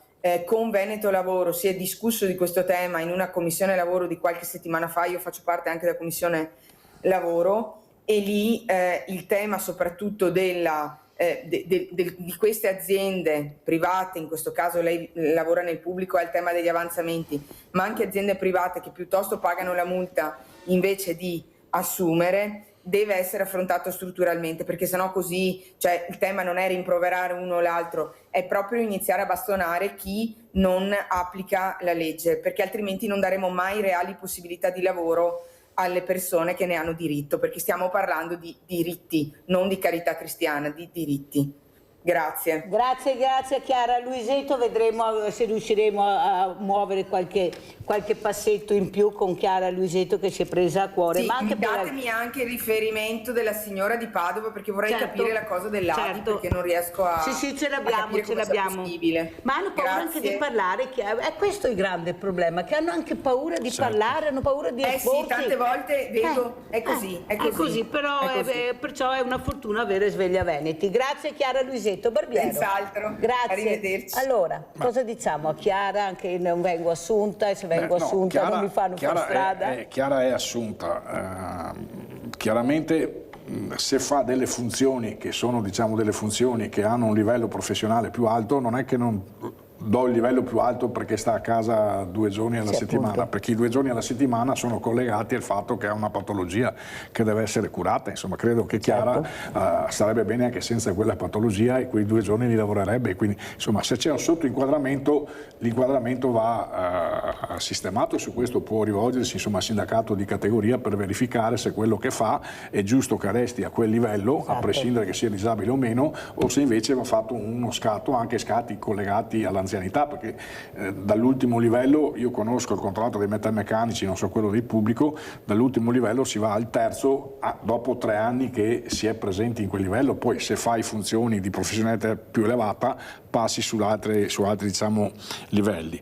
Quello che volevo dire invece rispetto all'intervento della signora di Padova, premesso che andare in casa di riposo non è semplice perché ci sono liste d'attesa lunghissime. Tanto per dare un ordine di grandezza, oggi posti letto complessivi in tutte le case di riposo del Veneto sono circa 35.000, solo 28.000 sono coperti con le impegnative, quindi gli altri 7.000 che sono dentro devono pagarsi la retta piena, ma il fabbisogno complessivo minimo dovrebbe superare i 40.000 posti per rispondere a tutte le richieste che ci sono. Però c'è un altro problema a monte, che il costo che deve sostenere la famiglia più la regione con la parte, diciamo, dell'impegnativa di un giorno in casa di riposo è di 115 euro al giorno. Se una persona riesce a stare a casa e dai, come si dice, gli ausili più le assistenze domiciliari integrate e quant'altro, costa meno. Quindi una persona che vuole restare a casa, che ha quel minimo di autonomia che gli sente di restare a casa, va sostenuta il più possibile, perché diminuisce anche il costo. Appunto, perché diminuisce un costo. Poi c'è l'altro problema, quello della solitudine. Allora, il problema della solitudine qual è?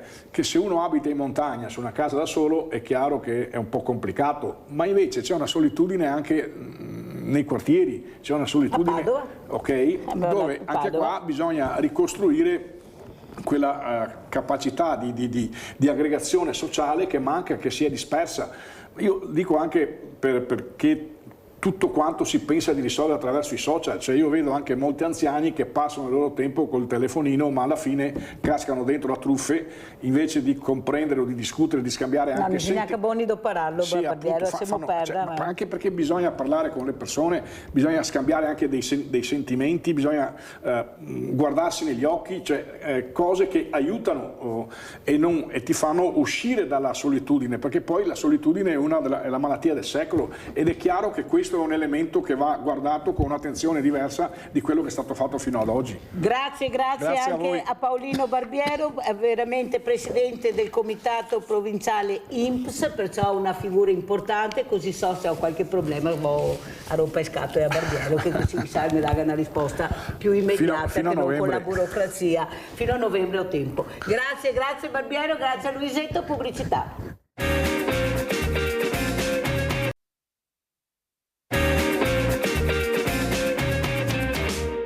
Saluto veramente tanto Don Maurizio Dassier, parroco in pensione di Miane e Combai. Grazie anche al dottor Claudio Lupo, grazie dottor Lupo anche di aver atteso l'importanza però delle parole che lei ha anche sentito, di questa solitudine, di questa paura, di questa veramente fragilità che hanno molte persone, ma mi sembra che la cosa non interessi più di tanto, anzi se spariscono prima, ecco, fanno anche bene. E soprattutto di quello che si occupa lei, abbiamo parlato dei FAS, dei PFAS con lei anche l'ultima volta, e soprattutto questo ambiente che preoccupa non poco i nostri giovani. Prego dottor Lupo.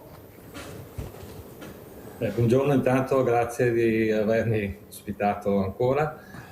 Ho seguito con interesse perché al di là della mia attività di ambientalista, io credo di poter tranquillamente dire che da almeno 40-50 anni lavoro nel volontariato con le persone con disabilità, quindi è un argomento che mi tocca molto da vicino. Ancora oggi faccio parte di una cooperativa come un gruppo volontario, quindi tutto quello che ho sentito mi trova sicuramente coinvolto. E mi collego anche all'argomento ambiente, perché non va mai dimenticato che l'ambiente quando è ammalato è la causa principale, quasi sempre, lo dicono ormai le statistiche mondiali, di problematiche di salute. Un ambiente inquinato, proprio perché noi siamo un sistema aperto, noi esseri viventi, e quindi ci scambiamo tutto con l'ambiente in cui viviamo. Nel momento in cui il nostro contorno si ammala, ci ammaliamo anche noi, perché siamo immersi in questo ambiente malsano. E però non va dimenticato che non c'è solo la malattia acuta, c'è la malattia cronica e c'è l'eventuale possibilità di essere anche coinvolti con alcune tipologie di disabilità. Quindi l'ambiente ammalato può anche creare disabilità, e questo quindi mi troverà sempre dalla parte dei più fragili. D'altra parte quello che dico non è è sempre supportato dai dati. Ormai i determinanti ambientali è dimostrato che contribuiscono almeno per il 70-90% per il rischio di malattie croniche, e i PFAS questo fanno. Come pure tra queste possiamo elencare malattie cardiovascolari, tumori, eccetera, però dobbiamo ricordare la percentuale, che è molto maggiore rispetto a quella che può essere la variazione genetica.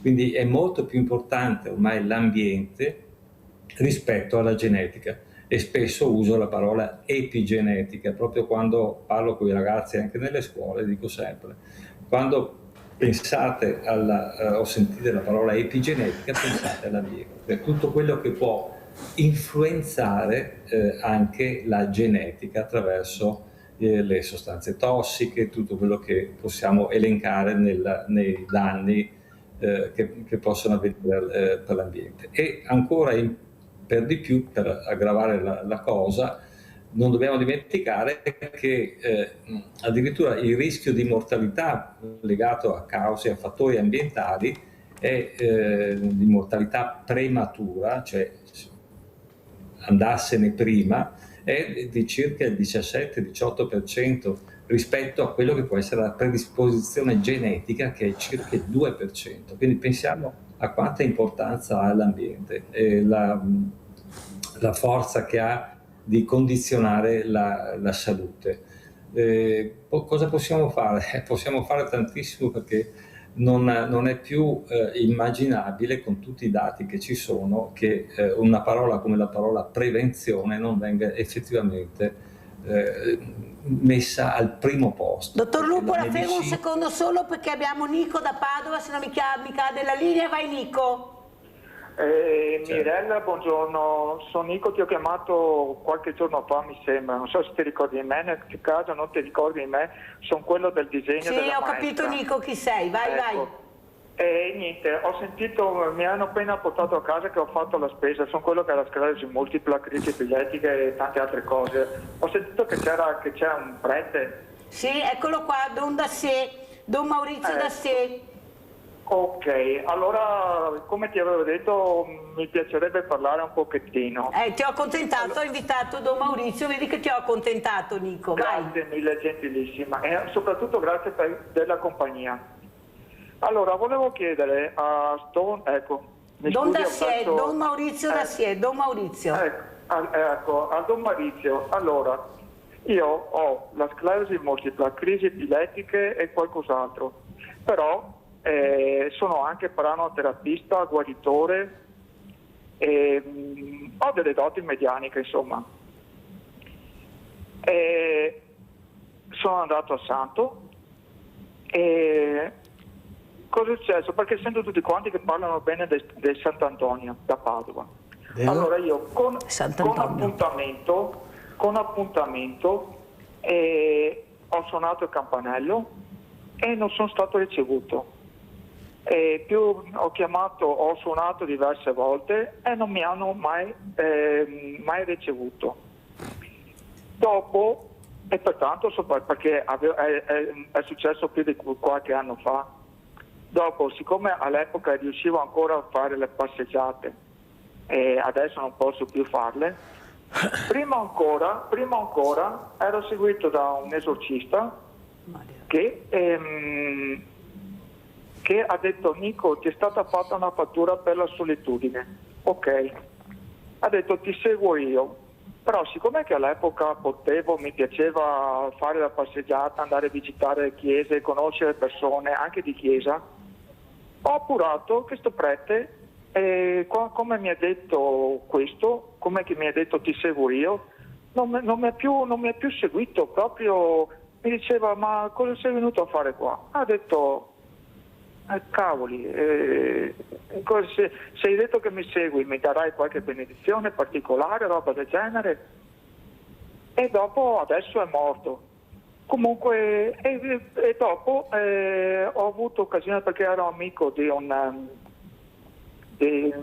padre Bonaventura di San Leopoldo Mandice, è stato il secondo che mi ha detto: Nico, lo sai che hai il prana sulle mani? Lo puoi donare, ma con la scusa che sei ammalato, non farlo perché ti fai del male a te stesso. E così Nico, aspetta un attimo, sentiamo, grazie Nico, non posso più andare avanti, se no non ce la faccio. Ecco, dopo torniamo dal dottor Lupo che abbiamo interrotto, però Don Dassier, la fragilità a 360 gradi, compresa la malattia?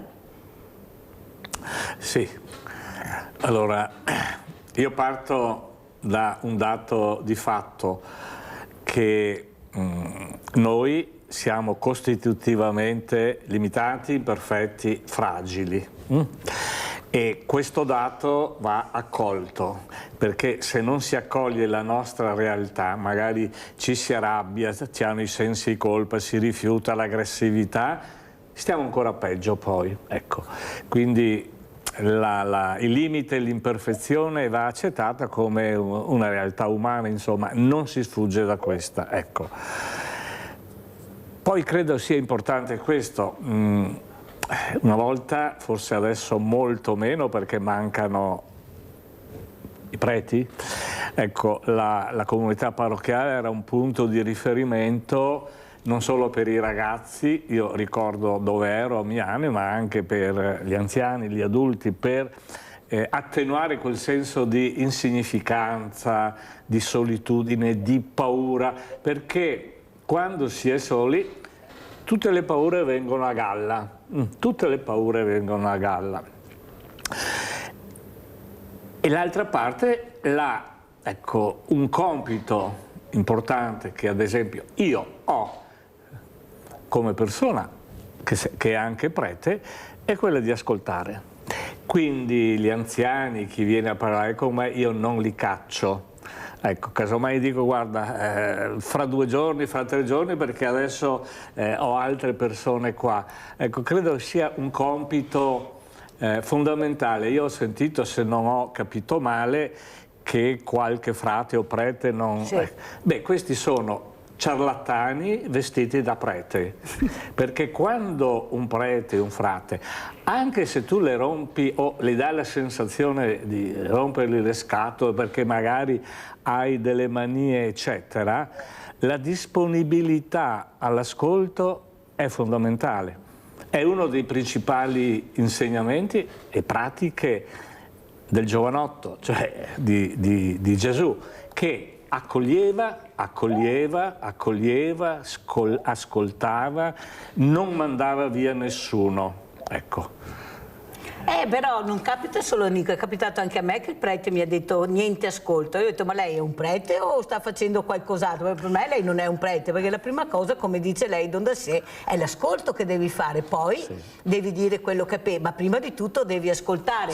Dottor Lupo, quanto importante è per voi l'ascolto in una fase così delicata? Stiamo parlando della salute pubblica, del futuro dei nostri ragazzi, già ne abbiamo pochi, e soprattutto in Italia chi sbaglia non paga mai, perché questi PFAS, queste sostanze hanno un nome e cognome, chi le ha emesse per primo e sapeva benissimo che avrebbero inquinato e cosa avrebbero causato, si sapeva, lo ha detto anche il già sindaco De Longhi, c'è anche l'intervista, se guardate. Eppure l'acqua è un bene prezioso, è il futuro, è la salute. Prego, dottor Lupo. Sì, sicuramente quello che stai dicendo è il centro della questione. Come dicevo, parliamo di inquinamento quando parliamo di PFAS, ormai da tanti anni. Io sono rimasto rattristato da quello che ho sentito da chi è intervenuto con la telefonata, perché appunto non va dimenticato, come dicevo prima, che un ambiente ammalato crea anche disabilità.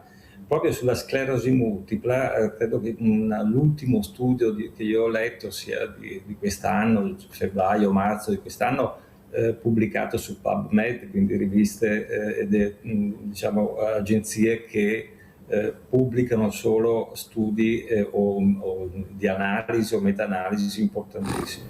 Quindi non va dimenticato che anche questo tipo di patologie è riconosciuta, sono riconosciuti come fra le cause anche quelle ambientali. Quindi attenzione, quando parliamo di inquinamento non dobbiamo solo parlare di PFAS purtroppo dalle nostre parti, ma abbiamo anche tutto il problema delle polveri sottili, l'inquinamento dell'aria. Cosa significa porsi in ascolto per me?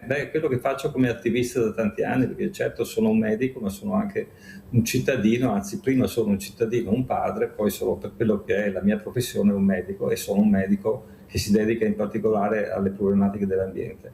Ma l'ascolto è fondamentale. Io vado assieme al gruppo del Movimento No FAS da 9 anni nelle scuole, e quello che facciamo è proprio porsi in ascolto delle problematiche dei giovani. Discutiamo, non facciamo lezioni dalla cattedra, discutiamo e ci confrontiamo con i giovani, giovanissimi, parlo di scuole medie, inferiori e superiori, proprio per capire quanto sta incidendo sotto vari aspetti la problematica dei PFAS, dell'inquinamento in generale, ma dei PFAS in particolare, sotto l'aspetto della salute, ma intesa anche come salute mentale, perché questi disastri provocano anche dei disagi enormi da un punto di vista psicologico.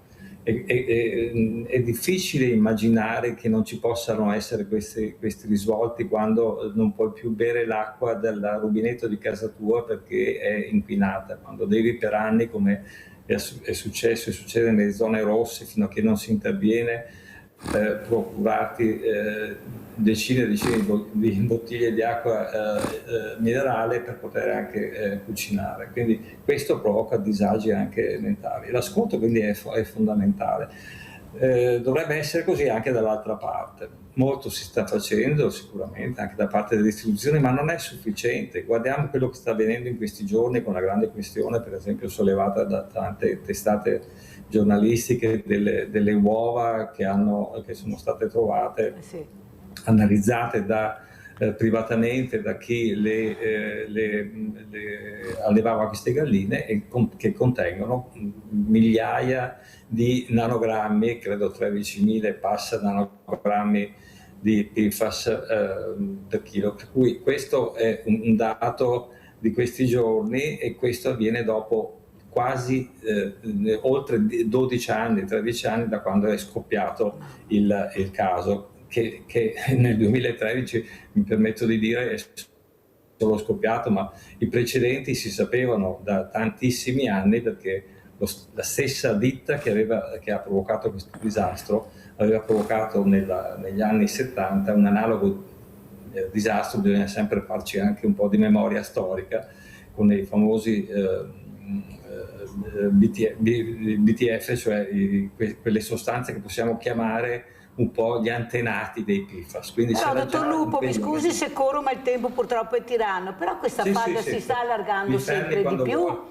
La falda si sta allargando di più, e questo sito è ancora aperto, non è ancora chiuso. Ma certo, sono state fatte delle cose, sì, ma non bastano, perché se la falda si allarga vuol dire che qualcosa non funziona, e questi cibi poi che vengono mangiati, come dice lei, perché gli ortaggi, tutta la roba viene trasportata da una parte e dall'altra, noi non sappiamo neanche cosa mangiamo, le analisi che non si possono fare perché qualcuno ha detto no, non si possono fare. Allora cosa sta succedendo? Proprio domani, il 22, è previsto un presidio indetto da Legambiente e dalla CGIL davanti alla conferenza dei servizi che si terrà all'ARPAB, davanti alla sede dell'ARPAB a Vicenza, e dove si parlerà proprio di questo, di bonifica, perché purtroppo di questi giorni ancora una volta questa annosa questione. Si parla da anni di messa in sicurezza, che non vuol dire fare la bonifica, messa in sicurezza operativa del sito Miteni. La bonifica siamo ancora a livello di progetti, quindi si va proprio a sottolineare che non è più possibile aspettare, perché più si aspetta e più tutto quello che c'è sotto a quel terreno continuerà a inquinare. Sappiamo come purtroppo funzionano le cose in Italia. I siti da bonificare sono tantissimi e di bonifiche ne sono state fatte pochissime, e quindi siamo ancora nella stessa barca. Purtroppo quello che avviene in questi casi è che quando si dovrebbe colpire, cioè all'origine, chi dovrebbe controllare, verificare, soprattutto quando si parla di produzione ad alto rischio, perché non dimentichiamo che la Miteni, precedente Rima, comunque la Miteni o Ichig nella finale della sua storia di produzione, era inquadrata come sotto la direttiva Seveso, che vuol dire rischio di incidente rilevante. Questa è quella normativa, e quindi le istituzioni avrebbero dovuto essere ancora più attente, ancora più gli organi di controllo ancora più vigili. E invece abbiamo visto cosa è successo, dottor Lupo. Abbiamo Claudio da Marano Vicentino. Vai Claudio. Sì, buongiorno a tutti. Quando succedono incidenti è soprattutto la volontà di tagliare i costi nella sicurezza. La madre di tutti i guai di inquinamento è successa praticamente dal 3 dicembre dell'84 in un paese in India che si chiama Bhopal. Praticamente c'era un'industria che era di origine americana che produceva il Sevin, che era un prodotto, era un antiparassitario, e per produrre il Sevin veniva utilizzato l'isocianato di metile. Successe che tagliarono i costi e tirarono via dalle cisterne il raffreddamento e non fecero pressione, e entrò dell'acqua nell'isocianato di metile. Erano 3 cisterne. Quest'acqua produsse un gas che andò a finire nella torre di allarme che praticamente scarica i gas in altezza, e questa torre doveva avere la fiamma, ma anche la fiamma non c'era perché la fiamma costava anche quella, e butta fuori praticamente l'isocianato di metile. Allora morirono 21.000, e ancora adesso si calcola che c'è una mortalità infantile del 300% in quella zona. Gli americani avevano mandato il direttore, ha pagato, poi lo arrestarono, poi ha pagato la cauzione e è ritornato in America e non si è più fatto vedere. Allora, questa è praticamente l'economia che abbiamo delle grosse industrie praticamente. Buona giornata signori. Grazie Claudio. Ma chi sono i farisei nel 2026? Perché bisogna anche iniziare a parlare queste persone che hanno deciso di interrompere la nostra salute per un business colossale, perché è un business colossale che riguarda non solo l'Italia, l'Europa, ma il mondo. Prego. Oltre che a trovarli in ambito religioso, i farisei si trovano anche nelle amministrazioni, insomma, amministrazioni politiche, nelle amministrazioni, ma io non ho competenza tecnica, sono stato anni fa sui giornali per questi motivi e vedo da questo punto di vista, primo è una questione etica, cioè com'è che io la vedo adesso?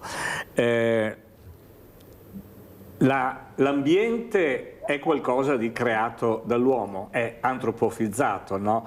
Però prima dell'ambiente c'è la natura. Per me la natura è un segno, una parola, una forma di presenza del divino, di Dio. Quindi inquinare la natura, distruggere la natura è una forma di peccato. Purtroppo chi lo fa, ci sono anche possedimenti delle curie che hanno noceti, che hanno vigneti, che usano pesticidi, eccetera. Ma il dio denaro è dentro tutte le falde così dei vari poteri, no? Comunque, e continuando il mio modo di vedere le cose, inquinare la natura, distruggere la natura è un attentato al bene comune, perché la natura è un bene comune. Prima cosa, anche se il neocapitalismo, il liberismo, eccetera, dice che tutto può essere proprietà privata. Anche le persone diventano schiave. Siamo dentro questa forma di capitalismo criminale. È un attentato alla salute, è un attentato alla vita. Quindi chi inquina, consapevolmente, sapendo di inquinare, è un assassino. Dal punto di vista morale, dal punto di vista etico, dal punto di vista religioso, ormai non ci crede più nessuno, non importa, è in grave peccato mortale, no? Ecco, poi è vero, guardi là nell'ambiente dove vivo io, in una piccola comunità, ecco, ci sono, grazie a certi pesticidi, ci sono dei bambini che hanno il caduto, non ricordo, l'epilessia, no? E una ULSS ha proprio certificato la connessione che c'è fra questa malattia e l'inquinamento. È una forma di potere, però, e noi che potere abbiamo? Noi che potere abbiamo? Di boicottare tutto ciò che sappiamo essere prodotto attraverso l'avvelenamento dell'ambiente. Boicotta, no?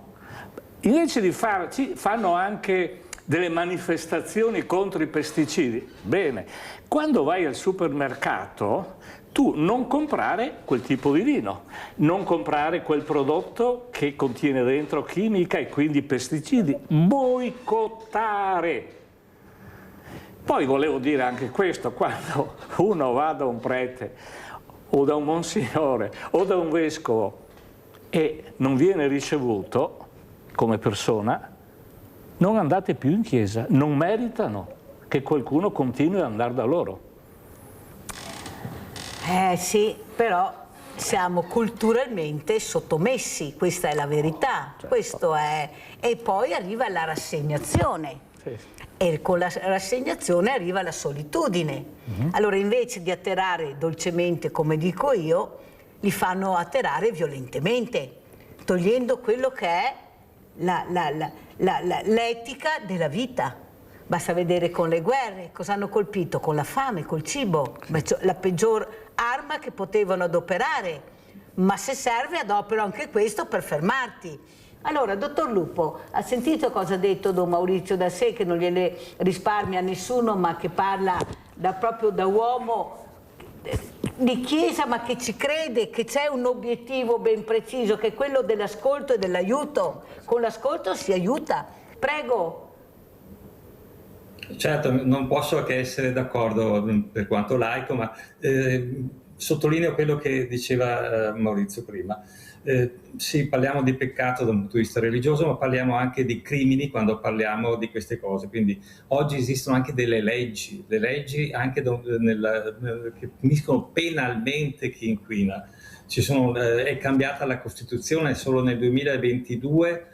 La parola ambiente è entrata con la modifica degli articoli 41 e 9 della Costituzione, e la parola ambiente è finalmente, che prima non esisteva, è entrata nella Costituzione. Sono cambiate le leggi, esistono norme contro i reati ambientali fino al penale. L'articolo, se non vado errato, 439 per chi inquina l'acqua è molto chiaro. Quindi quello che dobbiamo, secondo me, è trovo anche giuste le parole che hai usato adesso, cioè l'assegnazione, solitudine, eccetera. Sostituiamole queste parole, proviamo a sostituirle con altro, cioè proviamo a ricreare qualcosa invece che rassegnarci, che è andata persa, la solidarietà, perché quando parliamo, come diceva Maurizio, di natura e ambiente, non dobbiamo parlarne come qualcosa di altro da noi. Noi siamo ambiente. Noi facciamo parte dell'ambiente, ci siamo messi sopra al vertice di questa piramide come esseri umani, ma non è così. Siamo tutti allo stesso livello, che parliamo di piante, di altri animali o dell'uomo. Quindi la parola ambiente va capita e inquadrata a mio avviso in questo modo. La natura siamo noi. E quindi quando è un attentato contro noi stessi, è un suicidio anche quello che sta avvenendo, perché ci facciamo del male. E siamo piccoli, perché noi come specie umana esistiamo da forse 250.000, secondo gli studi 300.000 anni, mentre le forme viventi che ci hanno preceduto e che esistono da milioni di anni o addirittura miliardi di anni sono ancora qua. Noi stiamo riuscendo a distruggere in pochissimo tempo la vita. Quindi dobbiamo riappropriarci, a mio avviso, di quelli che sono in questi anni diritti negati che sono l'acqua, l'aria, il suolo sani. Vuol dire che non ci devono essere alimenti come quelli di cui accennavo prima, ma giusto per farli in pochissimo tempo qualche esempio, no? L'ultimo, le uova che non posso comprare o che non posso sapere, fra l'altro, da dove arrivano, perché l'etichettatura forse nelle uova è anche abbastanza chiara, ma non possiamo più andare avanti con questo sistema. Il problema è proprio di sistema. Cioè però vede, dottor Lupo, io ho avuto anche una rappresentante di Plastic Free e quello che ha detto ha fatto rabbrividire. Ecco, cosa raccolgono di rifiuti di plastica, ad esempio, ecco, i mozziconi di sigarette. E siamo noi che dobbiamo fare un cambiamento culturale, tutti quanti noi dobbiamo cambiare. Il problema è che qualche giovane, qualche associazione ambientalista sta cercando di farlo, ma sono relegati all'angolo, addirittura vengono visti come dei criminali, invece come delle persone che si stanno battendo per quello che ha detto lei, per l'ambiente, per il futuro, non solo loro ma di tutti. Il problema è che non hanno spazi, non c'è niente da fare. Ecco, si combatte, però questi ragazzi veramente fanno fatica ad essere ascoltati, ma lo stesso io lo sento dalle telefonate dai diversamente giovani che dicono: ma cosa fanno questi ragazzi, ma cosa hanno imbrattato, e invece non riescono neppure a capire che stanno cercando di fare anche il loro bene, e questi imbrattamenti di cui si parla non sono nocivi, perché poi puliscono, ecco, ci mettono i soldi di tasca loro, però l'opinione pubblica viene raccontata un'altra storia, eccola qua, un'altra storia, che sono dei pessimi ragazzi che vanno fermati. Allora, Don, come facciamo a difenderci? Guarda, mi aggancio a una cosa. Proprio giovedì scorso sono andato in Consiglio, in mezzo alla natura, eccetera, con persone nate in Consiglio. gli alberi comunicano fra di loro. C'era un albero che poi hanno scavato, che vivente, l'albero insomma attivo, vivente, e c'era 7-8 metri di fianco una vecchia radice. Ebbene, le radici dell'albero vivente si erano collegate con le radici di questa e portavano linfa. Cosa deduco? Che dovremmo imparare dalla natura, che è la più grande maestra di vita, la natura. Poi basti pensare ai cani. Là vicino c'è un cane che mi vuole bene, quando mi vede eccetera corre, mi lecca e via dicendo. Allora una volta mi è venuto questo pensiero un po' sacrilego, non lo so. Bisognerebbe togliere il battesimo a tanti cristiani e darlo a tante bestie. Allora credo che sia importante questo. Io ho molti incontri, colloqui a tu per tu con giovani, età media 20-27 anni.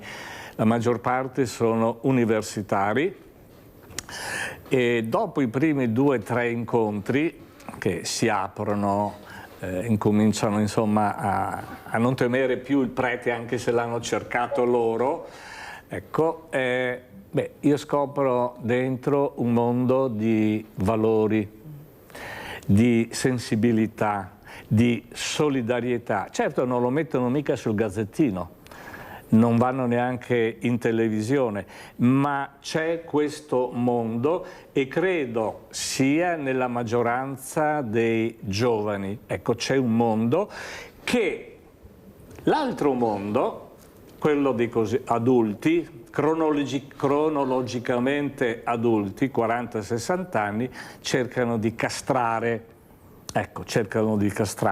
ma dialogando con loro c'è solidarietà.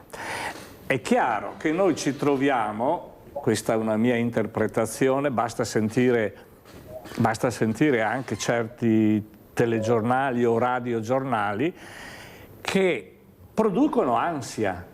Ad esempio, oggi città con 42-43 gradi, 1000 morti anziani per il caldo. Fermo.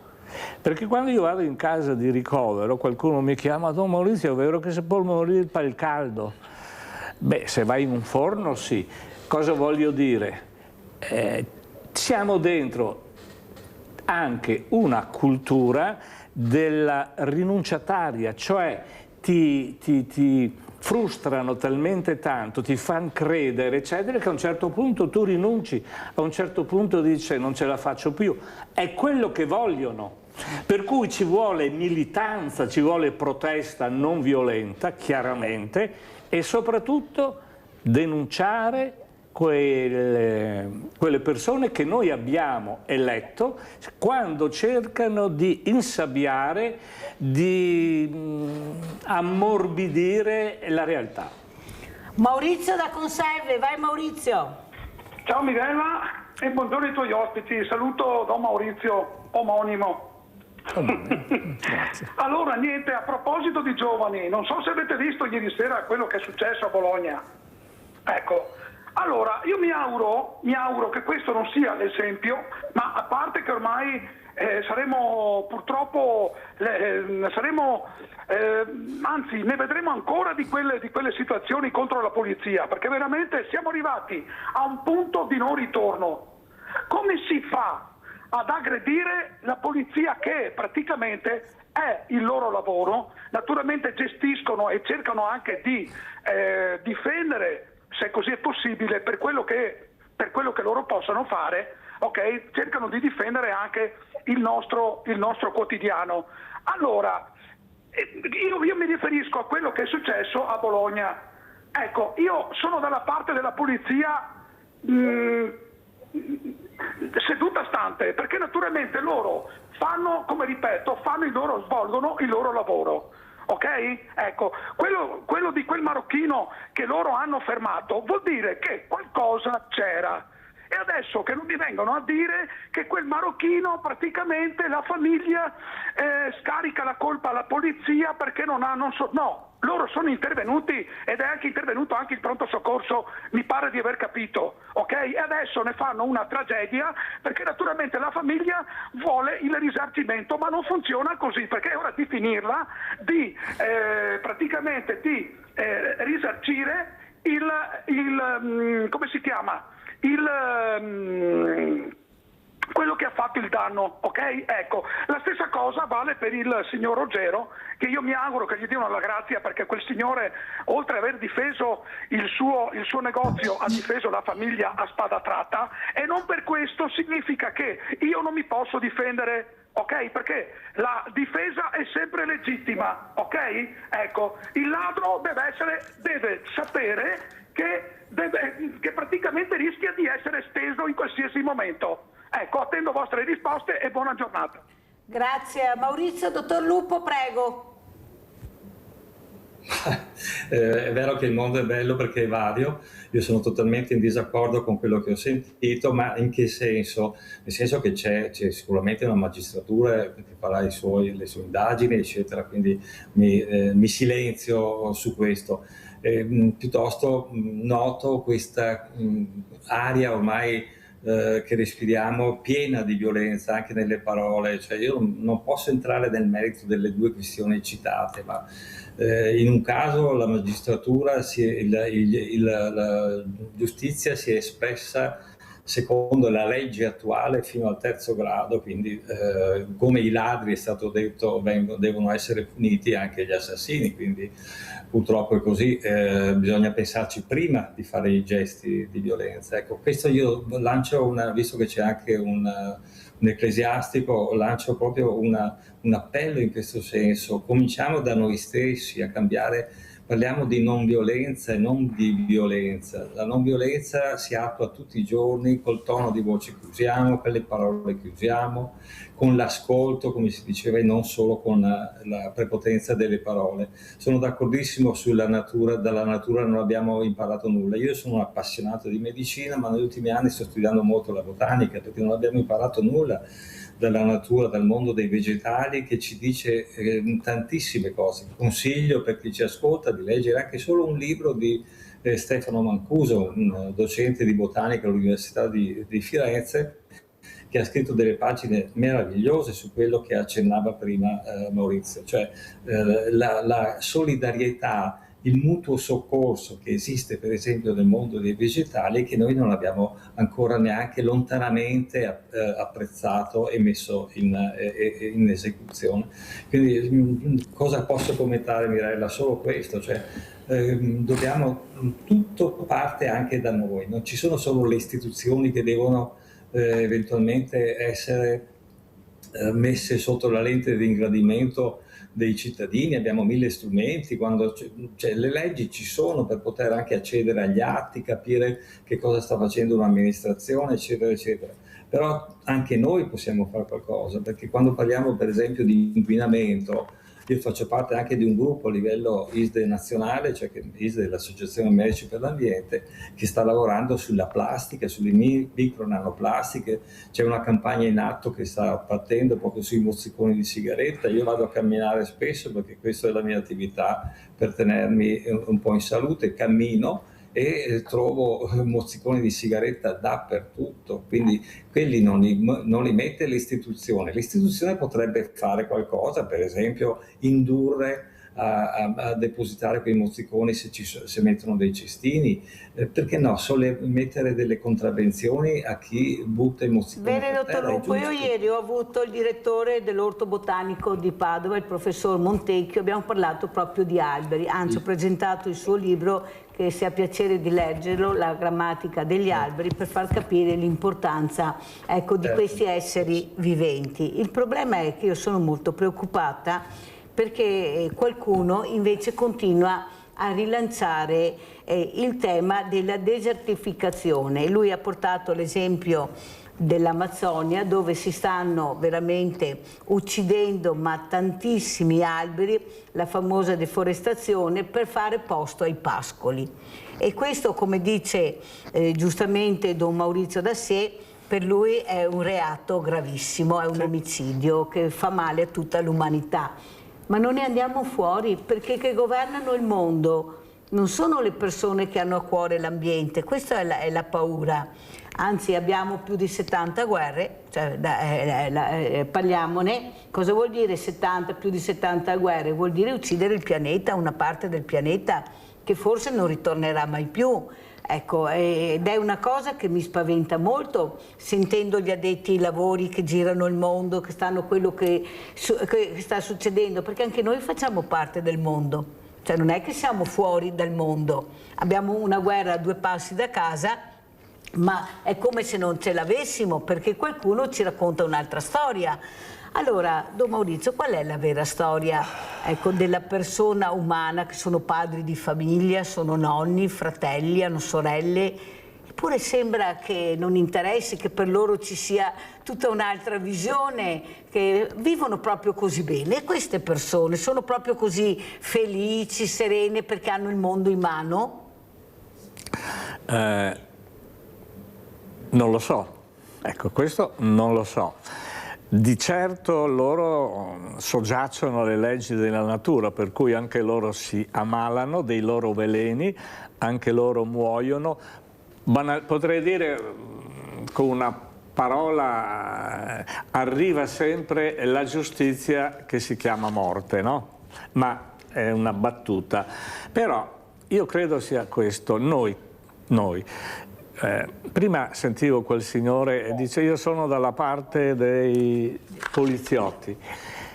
Ecco, io sono dalla parte della legge e devo capire se la legge è stata infranta, no? Ecco, quindi prima di dare un giudizio, ma vedi, è tipico degli italiani, no? Era fama degli italiani essere gente molto amorosa, molto eroica, che utilizza molto l'apparato genitale. Mi pare che lo utilizzino soprattutto quando pensano, cioè pensano con la pancia, no? Perché non si può essere contro qualcuno, a favore di qualcun altro, se non capisco, non conosco ciò che è successo. Quindi io non ho la televisione e ho sentito, leggo sui giornali e di quello che è successo a Bologna. Bene, la questione è questa: se quei poliziotti o quei carabinieri hanno infranto la legge, pagheranno perché hanno infranto la legge. Ecco, non perché quello era un marocchino e quindi poteva anche meritare questo. Se non hanno infranto la legge, basta. No. Quindi sto dicendo capire, comprendere, pensare, facendo prima 3 respiri profondi, prima di sparare posizioni qualunquiste, ecco, come quel signore Roggero. Hanno avuto, diceva, 3 livelli di processo, 3. L'Italia è l'unico paese che ha 3 livelli di processo, gli altri sono 2. Hanno dato tutte le attenuanti, i giudici hanno tirato le conseguenze. Allora, che cosa si fa? Eventualmente si rincorre, ma noi abbiamo una classe politica qualunquista e volgare. Ecco, quando io sento parlare certi politici non so da che parte girarmi per vomitare, no? E che subito partono in quarta. Allora, è stata rispettata la legge? Sono state rispettate le procedure? Questa legge e tutte le leggi che sono fatte dal Parlamento, allora tu modifichi una legge, ma è qualunquistico, è una forma di propaganda così emotiva, ecco, prendere posizione contro, basta. Giorgia da Scorzè, vai Giorgia. È caduta la linea, mi dispiace, guardate se riuscite a riprendere la linea. Allora, dottor Lupo, ecco, come ci saluta? Ormai il tempo è terminato, cosa vuole dire? Ma io dico solo, faccio un appello a tutti i cittadini e le cittadine che hanno buona volontà, nel senso che io credo che ci siano tantissime persone che stanno facendo quello che faccio io, che fa il Don Maurizio, cioè si interessano del bene comune. Dico solo due sigle, andate chi vuole in internet a visitare la pagina di Rete Zero Fas Italia, che sta lavorando moltissimo, di cui faccio anche parte. È una rete di tutte le associazioni, le cooperative, i gruppi, i comitati che stanno in giro per l'Italia, dal Veneto alla Lombardia e dal Veneto alla Sicilia, quindi trasversalmente stanno lavorando per dire le stesse cose che stiamo dicendo adesso questa mattina. Quindi chi ha voglia vada in questo sito, Rete Zero Fas Italia, oppure nel sito di ISD Italia, Medici per l'Ambiente, e trova un sacco di materiale, trova anche la possibilità di capire come attivarsi, che basta poco. Ognuno di noi può essere ogni giorno un volontario, anche solo non buttando un mozzicone per terra, scegliendo cosa mangiare e come impacchettare quel cibo. Quindi i piccoli gesti sono quelli che possono fare la differenza. Poi chiaramente anche essere cittadini attivi vuol dire essere anche vigili sempre, quindi non basta demandare alle istituzioni, e le istituzioni è giusto che vengano anche verificate, in maniera che tutto quello che purtroppo avviene di disastroso, di cui tutti ci lamentiamo, non succeda più, perché il problema per me, e questa è l'ultima cosa che volevo dire, è fondamentale imparare qualcosa anche dal passato, dal nostro presente, che è quello che abbiamo descritto, no? Per migliorare che cosa? L'approccio proprio di prevenzione a queste sostanze di cui abbiamo parlato, per esempio, no? Perché se ci riusciamo l'umanità sarà in grado di prevedere e scongiurare un futuro dove questi limiti planetari di cui abbiamo parlato, questi confini che si stanno forando, si stanno superando, dopodiché il pianeta, come dicevi Mirella, è a rischio, e quindi non possiamo permetterci di lasciare alle generazioni future il nulla. L'appello mio quindi è questo: pensiamo insieme come, imitando la natura, collaborare, essere solidali fra di noi è importante, perché guardare anche in questa direzione vuol dire poi interessarsi delle persone più fragili. Noi siamo comunque sempre dei privilegiati e ci sono invece situazioni di estrema sofferenza e fragilità. Sì, siamo partiti con una di queste proprio questa mattina. Grazie al dottor Claudio Lupo, Medici per l'Ambiente, di essere stato con noi. Buon lavoro dottor Lupo, grazie, mentre Don Maurizio Dassè rimane ancora con noi. Pubblicità.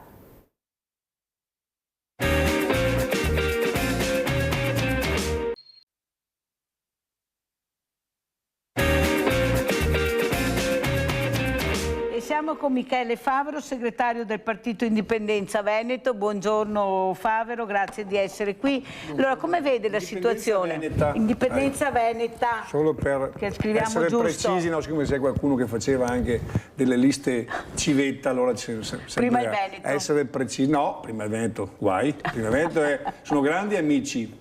Qualcuno che aveva fatto nelle regionali del 2015 Indipendenza Noi Veneto con Zaia.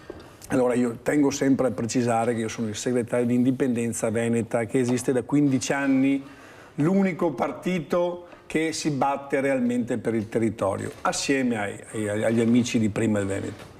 Allora, e con Vanacci come mettiamo? Con il generale Vanacci com'è il colloquio di Indipendenza Veneta? Ecco, io ho avuto modo di conoscerlo personalmente, di scambiare due parole con lui, e devo essere sincero, è tra i leader politici quello che mi ha ascoltato in religioso silenzio, dicendo che sicuramente il Veneto ha dei grossi problemi, ha diciamo così, una questione veneta che lui capisce, ovviamente non è d'accordo sicuramente per l'indipendenza, però è una persona che sa ascoltare e per un politico secondo me è molto importante. Giorgio da Rovigo, poi continuiamo, se no mi cadono le linee. Vai Giorgio.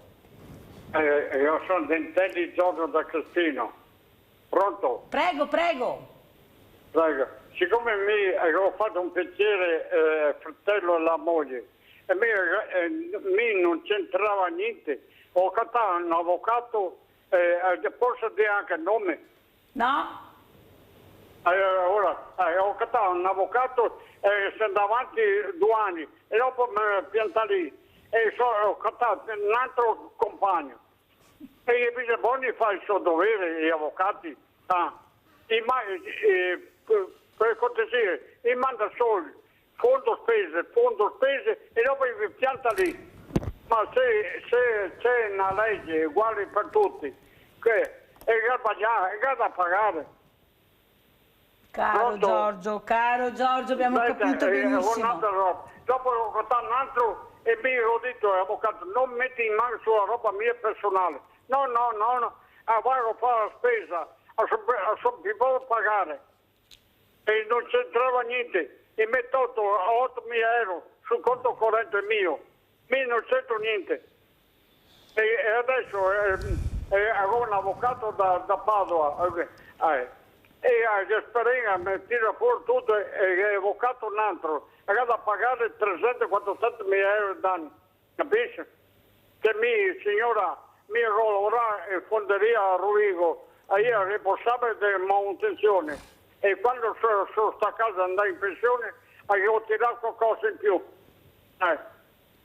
Grazie Giorgio della telefonata. Ecco, queste sono le fragilità che chiamano Rete Veneta, che non riescono a difendersi, che sono veramente messi all'angolo, e soprattutto il problema è che sono talmente fragili che qualcuno sa benissimo e ne approfitta, e l'approfittatore è dietro l'angolo per queste persone. Allora, Don Maurizio, intanto la ringrazio di essere rimasto, le presento appunto il segretario di Indipendenza Veneta, Michele Favero, per capire da che parte dovrebbe girare la politica, indipendentemente se veneta, se emiliana, se romana, ma il bene comune. Ecco, questo dovrebbe essere la logica delle persone che hanno deciso di cavalcare questo ruolo importante che è quello del politico, che la prima cosa dovrebbe essere l'ascolto. L'ascolto per poi, visto che sono pagati anche profumatamente, super profumatamente, di fare il bene del paese, non i propri interessi. Ma mi sembra che le cose non vadano proprio così. Molti interessi e poco aiuti alle persone. Prego. Era una parola che già usavano i greci, la polis, no? Che vuol dire cittadinanza. La cittadinanza è fatta di cittadini e i cittadini sono persone. Il primo dovere etico, morale di uno che agisce politicamente, non dico di un politico, di uno che agisce politicamente, quindi con un'etica, con dei principi che sono funzionali appunto ai cittadini, al bene comune, no? Ecco, è quella dell'ascolto. Io sono sufficientemente antico per ricordarmi che quando ero ragazzo, quindi siamo attorno agli anni 60 così, c'erano i partiti che mandavano, adesso forse faccio un po' di confusione, c'erano gli eletti e via dicendo, che andavano nei territori, insomma. Io ricordo che a Conegliano c'era, posso dire il nome, è morta, l'onorevole Dal Canton, e una volta sono andato con mio nonno e era pieno così di gente, cioè ascoltano, anche se uno non riesce a farsi capire. Ascoltare è un atteggiamento etico. Chi non ascolta non fa politica, è un ciarlatano, a qualunque religione, chiesa, partito appartenga. Ascoltare, perché ascoltando dai un senso di rispetto, di fiducia alle persone. Io lo capisco, sa quanto sono contenti gli anziani, ma anche i giovani, quando io sono là e magari lui mi parla 20 minuti sempre la stessa roba e tu sei là che lo ascolti. Io lo faccio per motivi che hanno a che vedere con il Vangelo, no? Ecco, però io vedo qua, grazie, no? Anche la loro fragilità, anche la loro insicurezza, trova un po' di conforto, di forza. Hai qualcuno che ti riconosce come persona, come essere umano e ti ascolta. Luigino da Padova, vai Luigino! Pronto? Mi scuso però il telefono si è mezzo spento, no? Come essere umano. Abbassa la televisione Luigino per cortesia, se no non si capisce niente. Abbassa la televisione e parla solo al telefono. Sì, ecco, l'ho spenta. Bravo. Guarda, ho 81 anni, no? Da ragazzino ho sempre lavorato 20 ore al giorno su 24, no? Ma oggi quando vedo questa gentaglia che abbiamo davanti, perché voglio chiamarla col suo nome, gentaglia, parlano di guerre e chi ammazzano? Bambini, anziani, persone che non hanno colpe, ma chi? Per chi? E allora glielo dico io, sono i grandi fabbricatori di armi che vogliono questo, perché hanno da fare soldi a palate. E mi vergogno di queste persone.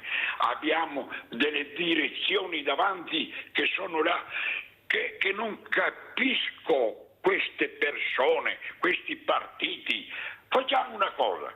Adesso abbiamo sentito quel caso che ho seguito, no? Di come si chiama? Quella lì che ha ammazzato quei 3 per la strada, no? Ruggero. Pronto? Sì, Ruggero, vai. Ruggero, sì. Ma ha lavorato una vita. Oggi vengono qua e vogliono impadronirsi loro. Ma chi? Chi sono questi? Ma chi sono queste persone? E vogliamo difenderli? I giudici. Facciamo una bella cosa. Li tiriamo via le scorte. Ai politici, li tiriamo via le scorte. Vediamo se non cambiano le leggi. Vediamo se non cambiano le leggi di questi personaggi. No, a 15-16 mila euro al mese con scorte, e ci sono gente con 600 euro al mese, 700 di pensione. Gli resta solo le lacrime per piangere dopo aver lavorato una vita. Questo che non vuole, ma io penso quel popolino che abbiamo che non capisca questo. Non dobbiamo andare nelle piazze, dobbiamo andare davanti ai ministeri e lì prenderli per la gola quei personaggi lì, perché vendono solo chiacchiere. Grazie Luigino, grazie, devo correre, purtroppo il tempo è tiranno, siete sempre tantissimi, mi fa piacere queste persone anche diversamente giovani che hanno lavorato una vita, che sono stanche perché veramente la paura regna sovrana, e questo è il grande tema che dibatteremo oggi. Allora Michele Favero, prego. Ma io voglio intanto fugare ogni dubbio sulla posizione di Indipendenza Veneta per quanto riguarda il caso Ruggero. Non si è trattato di legittima difesa e lo capisce anche mio figlio che ha 9 anni. Però, attenzione, perché io sono molto preciso su questo. I grandi giuristi che dicono in punta di diritto non si può perché ha rincorso queste persone e li ha ammazzati. Però attenzione, lui si è visto la moglie e la figlia legate, imbavagliate, con una pistola puntata alla tempia. È una reazione che ha l'essere umano. Allora non è legittima difesa, è legittima sopravvivenza, io la chiamo così. È una reazione sicuramente esagerata e con questo non voglio giustificare, ma cerco di capire quale può essere la reazione di un essere umano che subisce 7 rapine, ed è qua che non c'è lo Stato, e l'ho detto in altre occasioni, e noi, a differenza della destra di governo, fossimo stati noi di Indipendenza Netta, avremmo cambiato le leggi, perché a parti invertite, Mirella, non credo che il giudice concedesse 700.000 euro alla famiglia di Roggero se la vittima fosse stata Roggero anziché i delinquenti. E noi non stiamo creando nessun deterrente per queste persone. Nessun deterrente, perché questa è un'altra autostrada come quella che noi abbiamo cavalcato cercando di trasmetterlo ai cittadini, soprattutto veneti, di Walter Onichini. Se tu giustifichi un'aggressione come quella che ha subito Walter Onichini e poi non fai nulla, queste sono autostrade per la delinquenza, e difatti abbiamo visto che negli ultimi anni vi è stata una crescita esponenziale di furti e rapine. Ora, a quelli che ci sono anche tanti amici che non sono d'accordo su questa mia versione, no? Però quelli che mi dicono, ma sai, è uscito, li ha freddati, eccetera. Allora, io faccio un esempio, perdonatemi, molto banale, molto scolastico. Supponiamo che io sono a casa mia con mia moglie e mia figlia, entrano dei ladri, stuprano mia moglie, stuprano magari anche il bambino, ed è già successo, poi se ne vanno, io chiamo i carabinieri e non fa niente nessuno, passano degli anni, ritornano. Cosa devo subire ancora questa aggressione? E magari attendere la sentenza che dà 2 anni per uno stupro? Voi avete mai parlato con donne che sono state stuprate o bambini? Perché perdono, loro vengono azzerati. La loro vita, non dico che sia quasi, diciamo così, una morte anticipata, ma poco ci manca. E noi non stiamo proteggendo le vittime in questo modo e con questa legge. Non stiamo creando nessuna deterrenza, e la destra cosiddetta italiana è stata al governo per 4 anni e non ha fatto nulla, anzi, mai come ora forse la giustizia ha avuto dei gravi problemi. Non parliamo del Veneto, dove manca addirittura il 40% del personale della giustizia. E allora uno Stato che non sa fare giustizia, purtroppo, invita queste persone a delinquere, perché tanto sanno che alla fine non subiranno forse nemmeno un processo. Vorrei ricordare che il signore, lo chiamo signore, che è entrato in casa di Walter Onichini, il signor Ndreka, è ancora tuttora latitante, mentre a Walter hanno distrutto la famiglia e l'impresa. Io credo che persone oneste come Roggero, che hanno lavorato una vita, non meritano questo. Perché bisognerebbe comprendere, sì, è vero che non c'è stata legittima difesa, ma io devo in qualche modo cercare di sopravvivere, così come è stato per Hermes Mattielli. Dopo 14 furti, una persona che aveva una gamba sola, una gamba di legno, e si vede rapinata, perché lui faceva i robbi vecchi, anche di 100 euro di ferro vecchio, perché quelli servivano per mangiare il pane quotidiano, non prende, come diceva giustamente il signore, 15.000 euro al mese, spara allo zingaro che aveva portato via il materiale, perché tanto, voglio dire, anche i carabinieri non è che sia così difficile capire che chi va a rubare il ferro vecchio non è il panettiere del paese o il falegname o il metalmeccanico o il dentista, sono sempre solo quei signori là che non si possono neanche più chiamare zingari, chiedo scusa, i rom. E perché nessuno ha fatto niente? Portando all'esasperazione Mattielli, che poi ha sparato, e la sentenza che poi deciso, stabilito, confisca della casa, ed Hermes Mattielli è morto di crepacuore. Lo ha ucciso lo Stato italiano, mi assumo le mie responsabilità per quello che dico, lo ha ucciso lo Stato italiano. Don Maurizio, come commenta questa anche rabbia che esprime Michele Favero per una giustizia che non arriva, o per qualcuno arriva in maniera diversa da come dovrebbe arrivare? Non commento, ma dunque, le leggi le fa il Parlamento.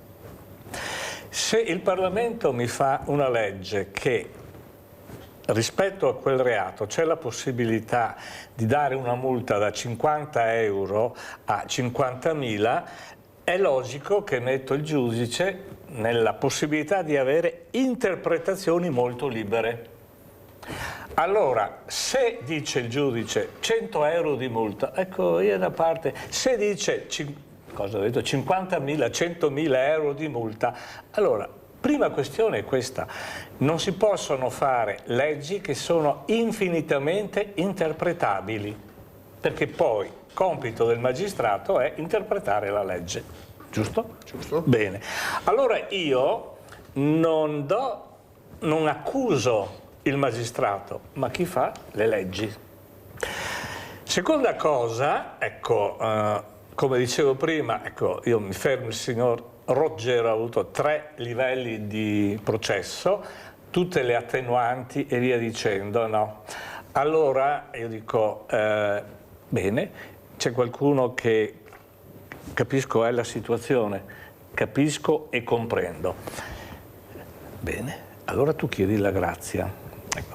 Però quando... E poi cos'è che io noto? Noto questo, che le leggi sono sempre a sfavore della povera gente, cioè di chi non ha i soldi per andare avanti anni e anni e anni in processi e pagare avvocati. Mentre chi queste leggi magari le fa, o comunque chi ha il suo potere di media, economico, eccetera, difficilmente viene toccato. Qual è la conclusione che io tolgo? Quando si hanno situazioni come il signor Roggero e gli altri casi, io ho scritto qua, complice è il potere politico, o meglio, complice è il potere di chi fa le leggi. Ma queste leggi, Don Maurizio, sono state fatte dal Parlamento, hanno un nome e cognome e sono leggi a persona. Siccome più di qualcuno sapeva che sarebbe in corso nelle leggi, ha cercato di fare le leggi per evitare di essere condannato o di avere la minima pena rispetto a quello che è successo. Questo è stato fatto, tanto è vero che il Parlamento è pieno di avvocati, chissà perché, sono avvocati e commercialisti in Parlamento, idraulici neanche uno, o cosa, quello che si cerca adesso sempre di più, l'operaio tranquillo, quelli non ci sono perché non contano, che sia l'operaio, ma cosa sia sta parola? Paghiamo i CEO, ma no è l'operaio ancora adesso, e soprattutto questa paura che regna sovrana e che ha invaso tutte le categorie, paura di uscire, paura di stare a casa, paura di difendersi, paura di parlare. Paola da Campo San Piero, vai Paola! Ciao Mirella, ciao. Buona giornata, spero che si arrivai i libri. Sì, ti ho anche ringraziato, ma non c'eri forse. Sì, ti ho ringraziato. Ah, grazie. E anche per la signora che ha la bambina sorda, penso sia un libro, se non ce l'aveva grazie già. Paola. Ok, e volevo dire che non so, non ho seguito bene cosa sia successo a Bologna, queste cose qua, questi giorni qua non sto bene, e, insomma seguo un po' meno il telegiornale.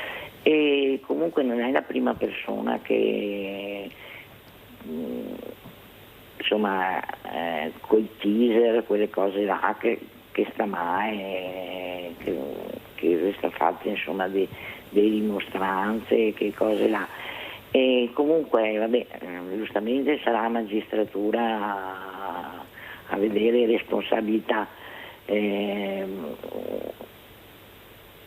La situazione come che era insomma, e volevo dire però che da questo non si deve passare al menefreghismo totale, perché abbiamo visto appunto leggi tipo quella del Cutro, dove persone che erano in barcone a Cutro scampava da guerre, scampava da quello, e che persone ha diritto di arrivare.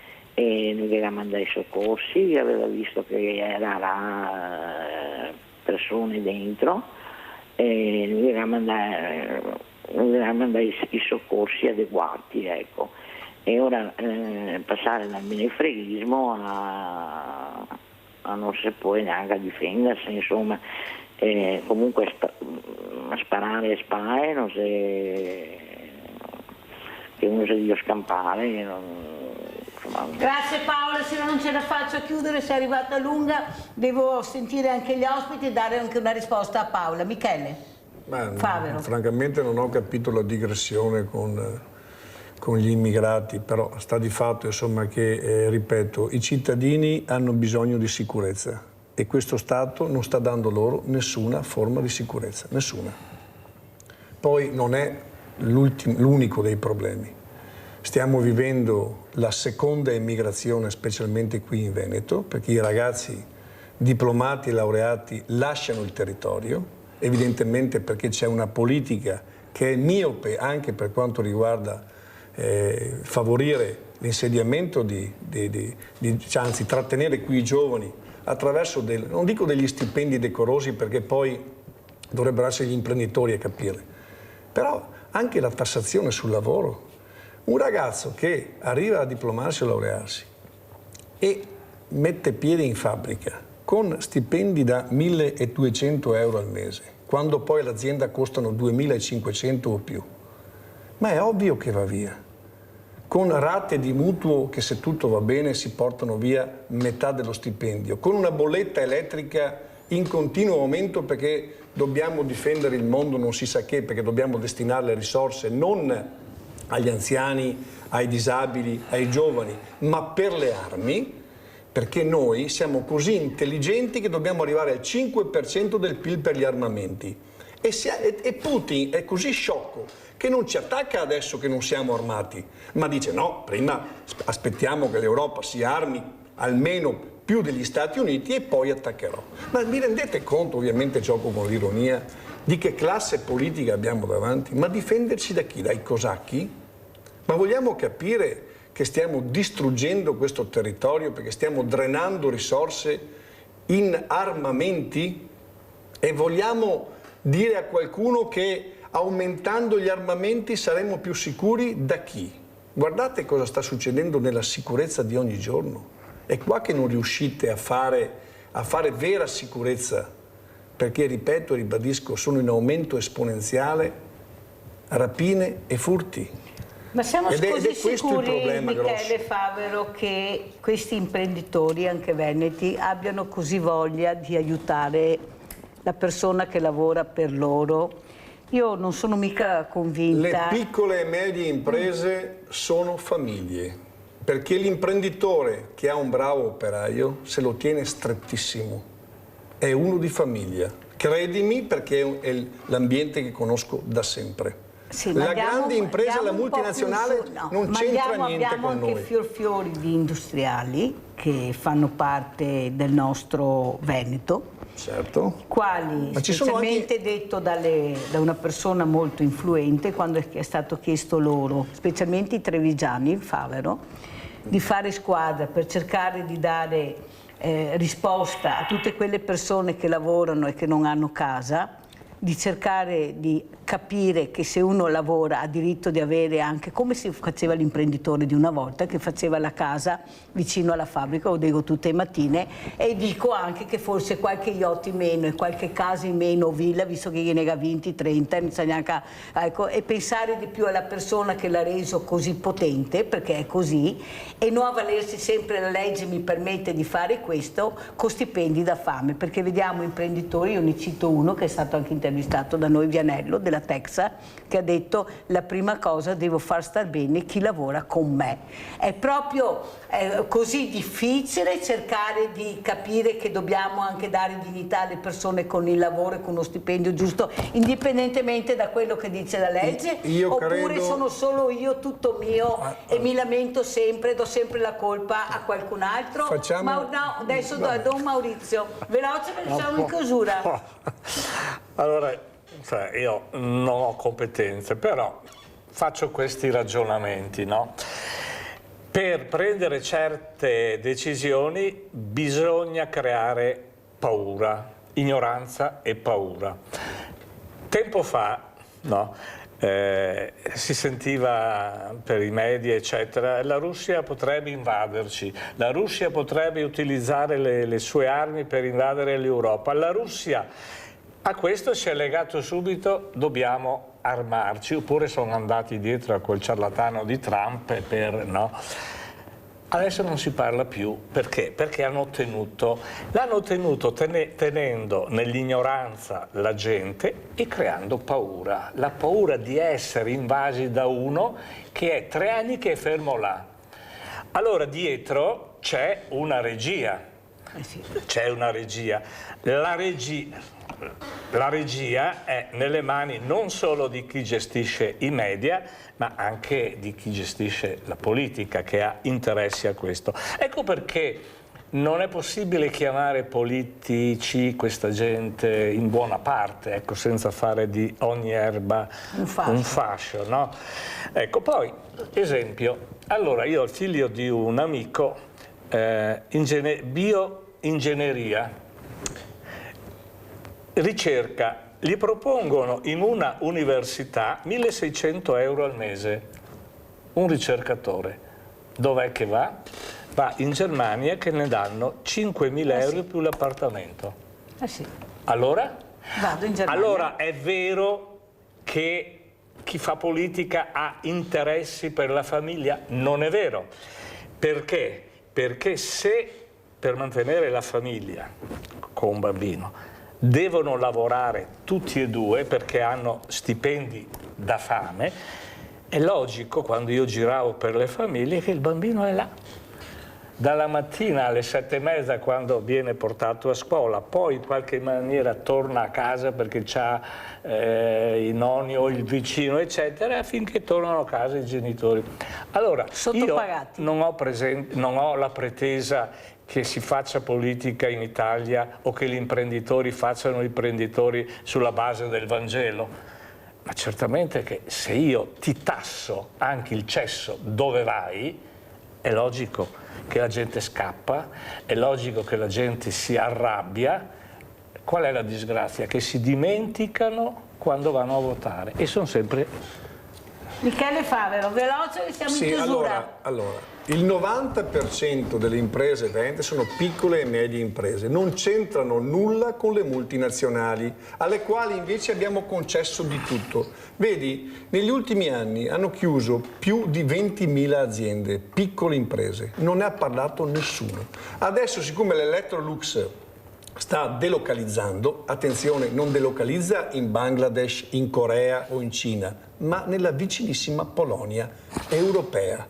Allora qualcuno, qualche politico dovrebbe farsi un esame di coscienza e dire: perché l'Electrolux va via? E te la dico io la risposta: perché siete degli incompetenti inadeguati, per questo. Perché non avete creato le condizioni perché rimanga. Attenzione però, altra cosa, per le piccole e medie imprese che cosa è stato fatto negli ultimi 20 anni? O 30 in Veneto? Zero. Il numero è zero. Nulla. Ecco perché c'è questa moria anche di piccole imprese, c'è questa moria di artigiani, certificata anche dalla CGA di Mestre, e poi un giovane al quale dici: guarda, se vuoi fare il meccanico, il carpentiere, l'idraulico, vai avanti, sai che quando guadagnerai 100.000 euro all'anno, 60.000 andranno allo Stato. Ecco, uno ci pensa anche 2 volte, no? Sì, il problema è che i ricchi diventano sempre più ricchi, i poveri diventano sempre più poveri. Gli industriali purtroppo anche di questa regione non hanno mai guardato agli interessi del territorio, lo hanno solamente sfruttato. C'è qualche industriale che dovrebbe farsi anche degli scrupoli di coscienza, perché ci sono stati 43 morti. Nessuno lo ha detto, lo dico qui da te. Come mai questa azienda guidata da certi industriali, non li nomino, ha preso il signor Castellucci, che oggi è in galera per la tragedia del viadotto di Acqualonga? Perché ha preso Castellucci per guidare autostrade e adesso ha beccato 12 anni per il viadotto del ponte di Genova, per il Morandi di Genova? Perché era uno che faceva profitti, 0 investimenti per la sicurezza e solo per il profitto. Allora questi non sono imprenditori, Mirella, questi sono prenditori e li abbiamo anche a Treviso. Mirella da Riese, velocissima Mirella. Pronto? Pronto? No, Mirella è caduta. Allora come chiudiamo, Michele? che bisogna votare i politici del territorio e Indipendenza Veneta è espressione del territorio, perché se delegate sempre i politici a Roma, come ci ha detto qualche partito che qui tu conosci bene, che bisogna andare a Roma per fare gli interessi del Veneto, abbiamo visto che interessi hanno fatto per i veneti. Visto che stiamo regredendo, siamo la regione che ha cementificato più di tutti, che ha problemi di lavoro. Mi sembra che qualche Veneto ha preso tanti voti, Michele Favero, non era a Roma, era qua a Venezia, mi sembra, sì, non serve andare a Roma. Allora dillo ai veneti, perché se lo dico stamattina. Ma in ogni caso abbiamo il regalo, 1 miliardo di debiti con le Olimpiadi e 50 milioni di euro con la Pedemontana, pertanto insomma hanno votato quello giusto, continuate a votare quello e poi non lamentatevi se dal portafoglio vi prelevano il 60%, devono arrivare molto di più. Fossi io un italiano a Roma preleverei l'80%, perché i veneti si meritano questi servi, i peggiori servi d'Italia. Don Maurizio, come se un saluto veloce? Una benedizione, cosa vuole darci? Non so neanche io cosa dire. Che chi lascia 50-60 milioni da pagare all'anno per una superstrada o in Cortina, dovrebbe andare in carcere senza processo. È una battuta. E detto questo, io saluto i graditi ospiti, Michele Favero, segretario del Partito Indipendenza Veneta, di essere stato con noi. Grazie tantissimo anche Don Maurizio Dassier, veramente mi fa sempre piacere averlo ospite. Grazie anche a voi, tantissime telefonate, qualcuno è sfuggito, ma più di così non ce la faccio. Grazie, grazie. Adesso andiamo a vedere il vostro assegno a chi è andato. Buongiorno. Allora, tutto bene? Siamo arrivati a Solagna stavolta.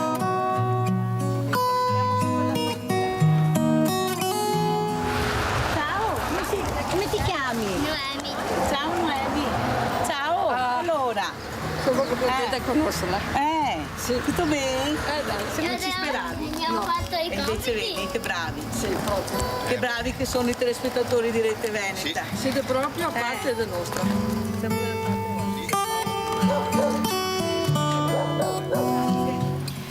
Allora, cara famiglia Pivotto, tanto sono stata molto orgogliosa di avervi conosciuto e la grinta che hai dimostrato, Andrea, quando hai detto quelle parole sulla nostra televisione. Sì, Cioè la voglia di combattere che hai per salvare la tua famiglia è una cosa proprio da veri uomini. Sì, ma certo, ma non è mica solo la mia che siamo in questa situazione. Speriamo che questi soldini vi servono almeno per respirare, come diciamo quasi sempre, perché andiamo su famiglie che veramente, su persone che hanno bisogno un po' di respiro e che tu possa trovare finalmente un lavoro che sarà quella la tua tranquillità e della tua famiglia. Per loro più che altro. Allora io ti consegno questi soldi, questo è l'assegno che ti dà Rete Veneta, qui c'è un'altra busta tutta per te che un signore ha voluto che io ti portassi, qui c'è eventualmente il suo indirizzo e hai visto che hai fatto centro, cioè le persone che ascoltano riescono a capire quando una persona ha veramente una famiglia, un padre di famiglia riesce a capire. Bravissimo. Cosa farai Andrea, Michela, cosa farete con questi soldi? La prima cosa che farete? Tutte e due assicurazione della macchina. Quella lì, l'altra è conferma. Cioè vi servivano proprio? Sì. Proprio, si va.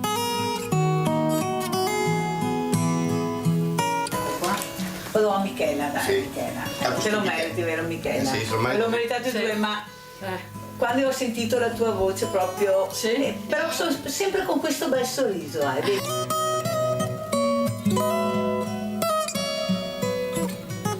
Allora, adesso ti chiedo una cosa, Michela. Un saluto ai telespettatori di Rete Veneta. Ringrazio di cuore.